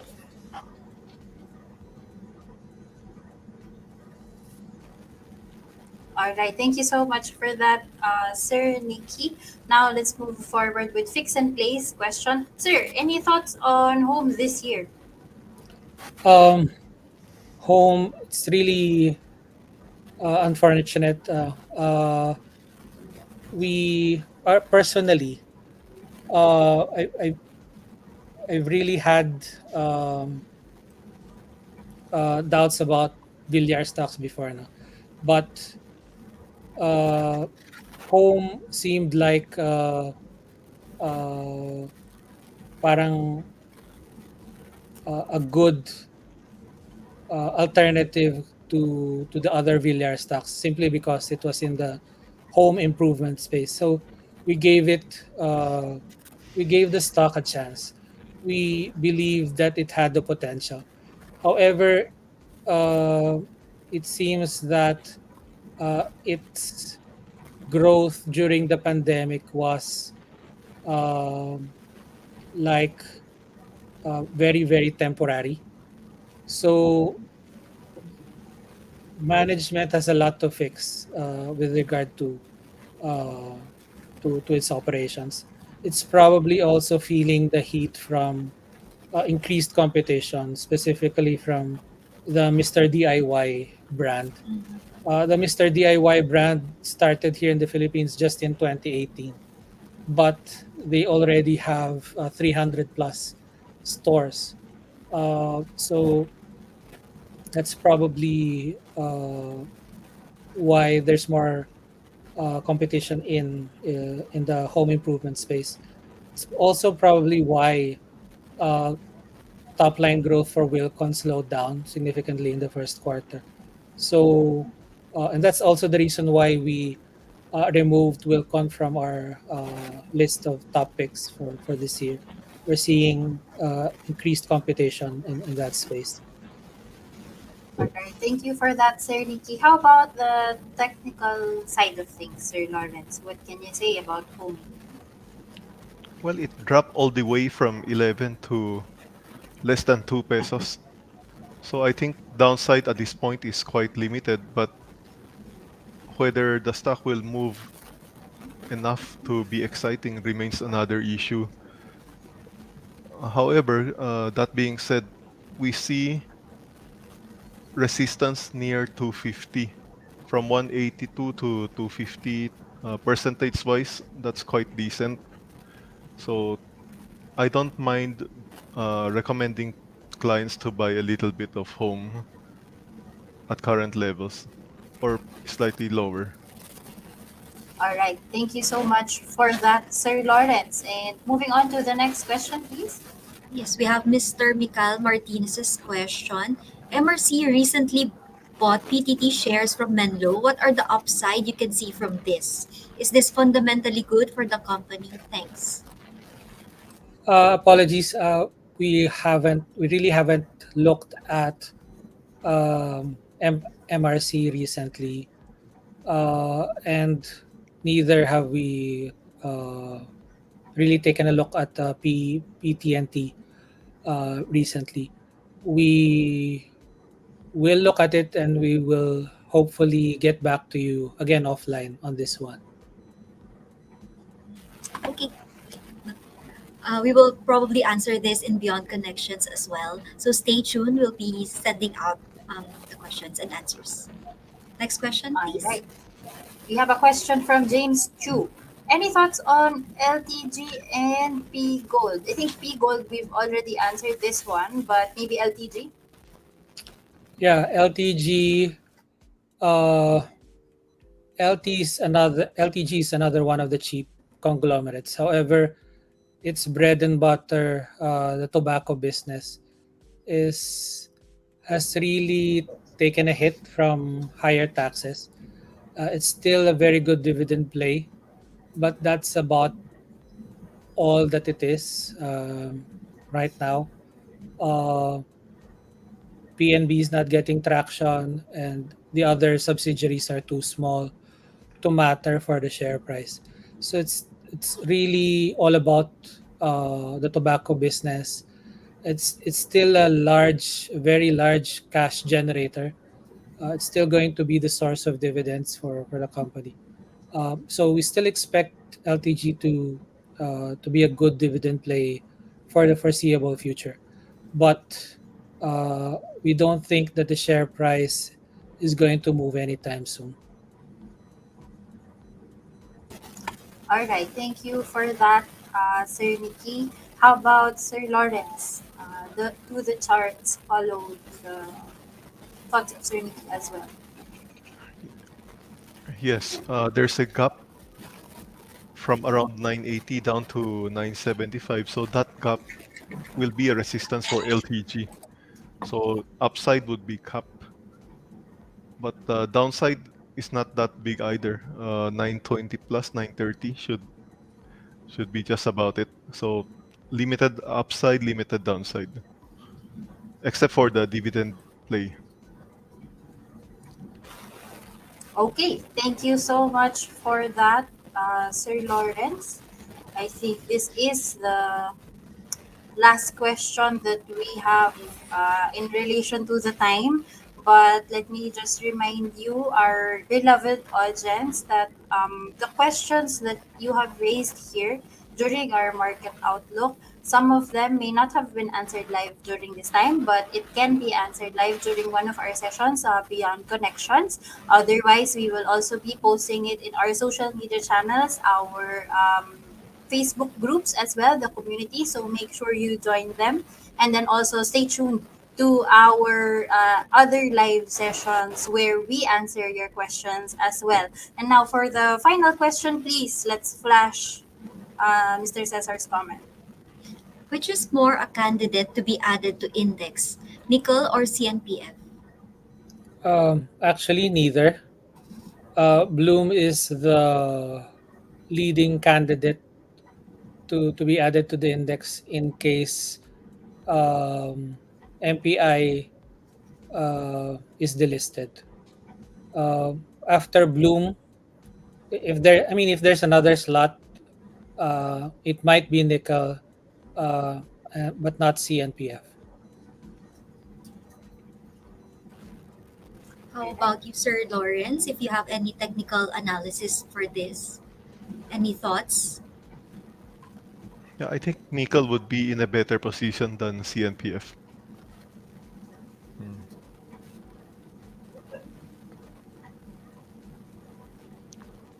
On the chart,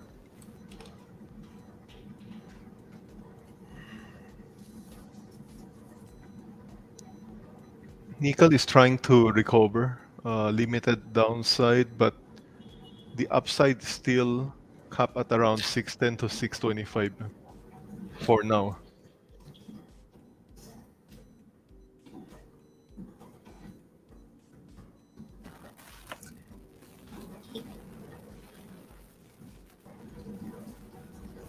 Okay, so I think Sir Lawrence has already shared his thoughts for nickel, and the question has been answered already. I think this is the last question that we have from our audience. Again, if ever we miss to answer your questions on this slide, we will be answering them in one of our other live sessions, and then also in our Facebook community. So, can we have some parting words from Sir Nicky and Sir Lawrence that we can leave our clients before we end your segments? Okay. Just going back to the title of of my presentation, opportunity knocks. I really think that investors or clients should not be discouraged by the current weak sentiment of the market, and actually should be uh, taking uh, as a clue from that. It's actually a good time to invest in the market because uh, when people aren't buying, when people aren't bullish, I think that's when we should be doing the opposite now. So uh, we should be answering when opportunity knocks. Let's answer with a yes, so to speak, and put money into the market. All right, how about Sir Lawrence? Yeah, unless we break 6,750 or the support at 6,330, we'll be stuck in this trading range. So until we see a breakout or a breakdown, this market will continue to go sideways. During trading ranges, it is usually a good idea to buy near the support but try to sell near the resistance. But given the environment that we are operating currently, as I mentioned earlier, we are now in an elevated interest rate environment, although we are seeing potential signs that it may come down in the future. Um, the upside for the market would probably not be that great, so we should temper our expectation as well. And I also told some friends that uh, usually it's a good thing to sell in May and go away and try to see if big there's any big drop. If there is, then it could be a good opportunity to come in a big way into the market. But until then, I would basically just be doing some light trading and standing and staying on the sidelines. All right. Thank you so much for that, Sir Nicky and Sir Lawrence. We've really gathered a lot of insights from your presentations and your answers to the questions. On my view, I really think that both of you have a good point that when opportunity knocks, we should answer the door and try to take advantage of it. But also at the same time, we can also be more cautious and be a little bit more. We need to think about what trades are we going to do and how are we going to educate ourselves on which things to buy. You should always, of course, tune in to our events like this, to our reports, and you can hear always the advice of our research team, Sir Nicky, Sir Lawrence, in our contents, the ones that we share, and of course during our live session. So we'll always keep you updated on that. If you're wondering, is this the opportune time? You can always tune in and ask us your questions. All right. Thank you so much, Sir Nicky and Sir Lawrence. Thank Thank you you. for being here today. We want to thank you for giving us a heads up on what's about to come and to like stay back and just chill out first because probably some of us are panicking on what to do next. But thank you so much for giving us those insights and we really hope things would get better as we go along as opportunity knocks on our doors. Thank you once again, Sir Nikki and Sir Lawrence. Okay, thank We'll see you you. around. See you. All right. We are Okay. now down to our last leg, Cadis. Can you believe after all those hours or minutes that had gone by, we've learned a lot on a different contrast and a different perspective. Correct. So for me, when you were saying earlier that, you know, you can take a big risk and also take a step back, that's a Mhm. good time to reflect also on what we have done in the past half of the year as we go along in the next half. So, to make things light and to set the mood once again, baka Correct. nag-worry na yung mga tao sa mga dapat nilang gawin. Maybe they're Let's do, excited to put in their trades yeah, already, exactly. according to So, Sir Nicky and Sir mm, Lawrence's so yun, recommendations. yeah, kasi yung last question natin what's the best to get now? It's blue, so, or nickel. So baka mamaya mga yung iba sa atin sulat na ng sulat. Ito yung gagawin Correct. ko to trade on Monday. So Mhm. and anyway, let's do the last leg and let's give out some more merch for our audience for participating today because we truly are grateful to have you, each and one of you, in participating and you know being alert in the presentations given today. So let's Yes. do the roulette, of course, the magical roulette. Okay. And then after this raffle roulette, we will finally announce the top three winners for the guess the topic guessing game that we did earlier. A lot of you were very engaged on that. So can we please pull up the roulette so we can see who's the raffle winners for today's event. So thank you so much for our audience today for registering. So, those of you who registered ahead of time, you are considered as part of this raffle draw. So, can we find out who is the first person to win our MyTrade merch?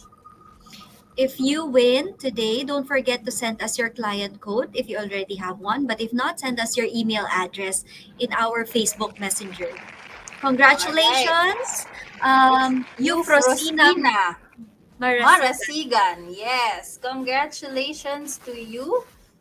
Please send us your details as mentioned by Gail. Send us a message about your email address so we can get in touch with you on how to claim your prizes.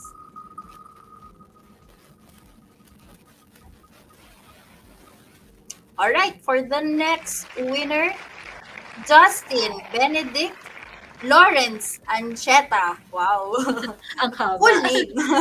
Okay, don't forget um, to send in your client code or email address to us so that we can send you our prize. all right. Thank you so much for that. And now for our final raffle winner. Who would it be? Oh, Who's we the have lucky? 10 winners for this segment, Kade. Sorry. I see. So we're Yes. being generous today. We have 10 Mhm. raffle winners. So the Uh, next winner is Mr. Dominic Cueva. Congratulations. And we thank have you so 7 more much. to go. Yay! This is really opportunity knocks for you for the raffle draw. Okay, so who's the next one? Okay. This is James Raymond Manjares. Congratulations. Don't All forget to right. send email address or client code just so we know you are the winner for today's segment. Next one Okay. is next winner. We have Nina Mhm. Lastimosa. Alright. Congratulations, Nina. I'm also holding my breath when the I know. roulette is rolling. I feel like my name is gonna be called, but I'm not part of this registration. We're just really excited for who's gonna be the winners. Okay, so let's find out. The next winner would be Edmund Horka. Congratulations. Congratulations, Edmund. Don't forget to send your details to us. All right. Next one. Sobrang dami nila today, Kadis. Lucky ones tong top 10 natin. Correct. We have Gina Danyas. Congratulations, Miss Congratulations, Gina. Gina. Okay, so for the next one, We have 4 more to go. all right. Sir Zaldi says thank you very much. Sir Alwin Sabando, thank you very much. Thank you also. And now for the winner, we have Roland Go. Thank you so much. Congratulations. We will be sending you your MyTrade merch only if you send us a message about your details. So please remember to get in touch with us. Next winner, please. Now for the next winner, sino kaya ang papalarin na masama at makakuha ng merch, MyTrade merch? Yes. We Let's have, see. Miss Sheila Sheila Marie Marie Aguilar. Aguilar. Congratulations. Congratulations, Miss Sheila Marie Sheila. Aguilar. Thank you so much for joining. Okay, so how many more winners do we have? We have 2 more winners to go, Kadis. Okay, all Exciting right. times. Last 2. Keep your Yes. prayers up. Ito na. Sinong papalarin? Who's the lucky winners? Last two. Okay, we have Jeffrey Jimenez. All right, thank you so much. Congratulations. Send us your details, please, your email address, so Now, we can let you know. we are How to down go to our about it. last winner. Fingers crossed, everybody, yung mga hindi pa nananalo. Sino na? Yes. All right. Our last Deep winner breath. is, oh, It's JL. JL. Okay, JL, Congratulations. please send us your full name as well when you message us, just so we know who you are and where to send the MyTrade merch. Congratulations to all our winners for today. And now For I the think, raffle draw. Katis, it's about time. Yes. Yung pinaka-aantay, ano ba yung topic? Correct. Guess the topic winners natin for today. Ano bang mapapalanulan nung ating guest the topic winners, Gail? So for It's the yes, for the winners for the guest the topic, they'll be bringing home or they'll be receiving a bag full of MyTrade merch. So a few of those would be phone stand, umbrella, very timely kasi maulan nowadays. correct, correct. So magandang black umbrella with Abacus Securities logo yan. Nice, nice, nice. We also have, we have a memo pad and a ball pen to go with Okay. the notes that you'd be taking down later For all on your when you have trades. for your trades and all your strategies that you will be doing in the next half of the year. And then, of course, we'll be having a mouse pad as you do all your trading online and, masakit sa kamay pag walang mouse pad. So, Yes. We'll be there those to support come you from merch. literally and figuratively. Figuratively, yes. So we'll be there with you when you better your tomorrow with MyTrade PH and Abacus Securities. All right. So, Now, the Gail, it's winners. time. It's time. Ito na yun. Gusto ko mapalanunan din to actually. But our 3 winners are, drum roll please. All right, can we reveal? All right. So we have first winner. It's Andre Cordero C. Congratulations. Second winner, Gail. We have Saldi Santillan. He was saying thank you so much earlier. Here's your surprise. You're the winner Surprise. from our games. And then the Yes. last winner. It's Ferdy Katabay. Thank you so much for joining our contest. And for guessing it correctly this time. To be honest, as I mentioned earlier, we tried to guess it also eternally here as a team. So we just shared the opportunity with you on how to guess how Sir Nicky's mind keeps run on in terms of viewing the market. Again, congratulations, the three of you. Please remember to send your details to us. But if you can't, we can actually, because we have your full names, we will be able to get in touch with you as well. Just watch out for our emails moving forward for that. Gail, any parting words for Parting our words. Oh, yes. So for everybody who's been here since the start of the program, or um, they went in later on. We've mentioned earlier that there were a lot of questions came in during all the discussions from John, Sir Lawrence, and then Sir Nicky. We'll try to answer everything in our Facebook groups, Facebook page, social media pages, and of course, stay tuned for our live session this coming Thursday, next week Thursday. So Mhm. that's Beyond Connections. We'll try to answer some of your questions so that you'll have a better view, a wider perspective in terms of the second half of the year. And also, we want to make sure you're doing well in your portfolio. So, for those who are connected with us, we'll be sending out email newsletters, the Navigator and the Marge Jukebox playlist. So, keep in touch, and we pray that everything turns out well as we enter the second half of the year. And don't forget to open your doors once the opportunity knocks. Thank you so much for that, Gail. And on that note, we would like to thank you again for joining us this afternoon. And we have admonished and really encouraged you. I hope you have been inspired and renewed for the second half of the year. And please take home and execute all of the strategies that you have learned today so that when opportunity knocks, you can open the door and take advantage of it. All right. So that's all that we have for you for today. Thank you all so much, and we'll see you next time. Goodbye. Bye. Thank you.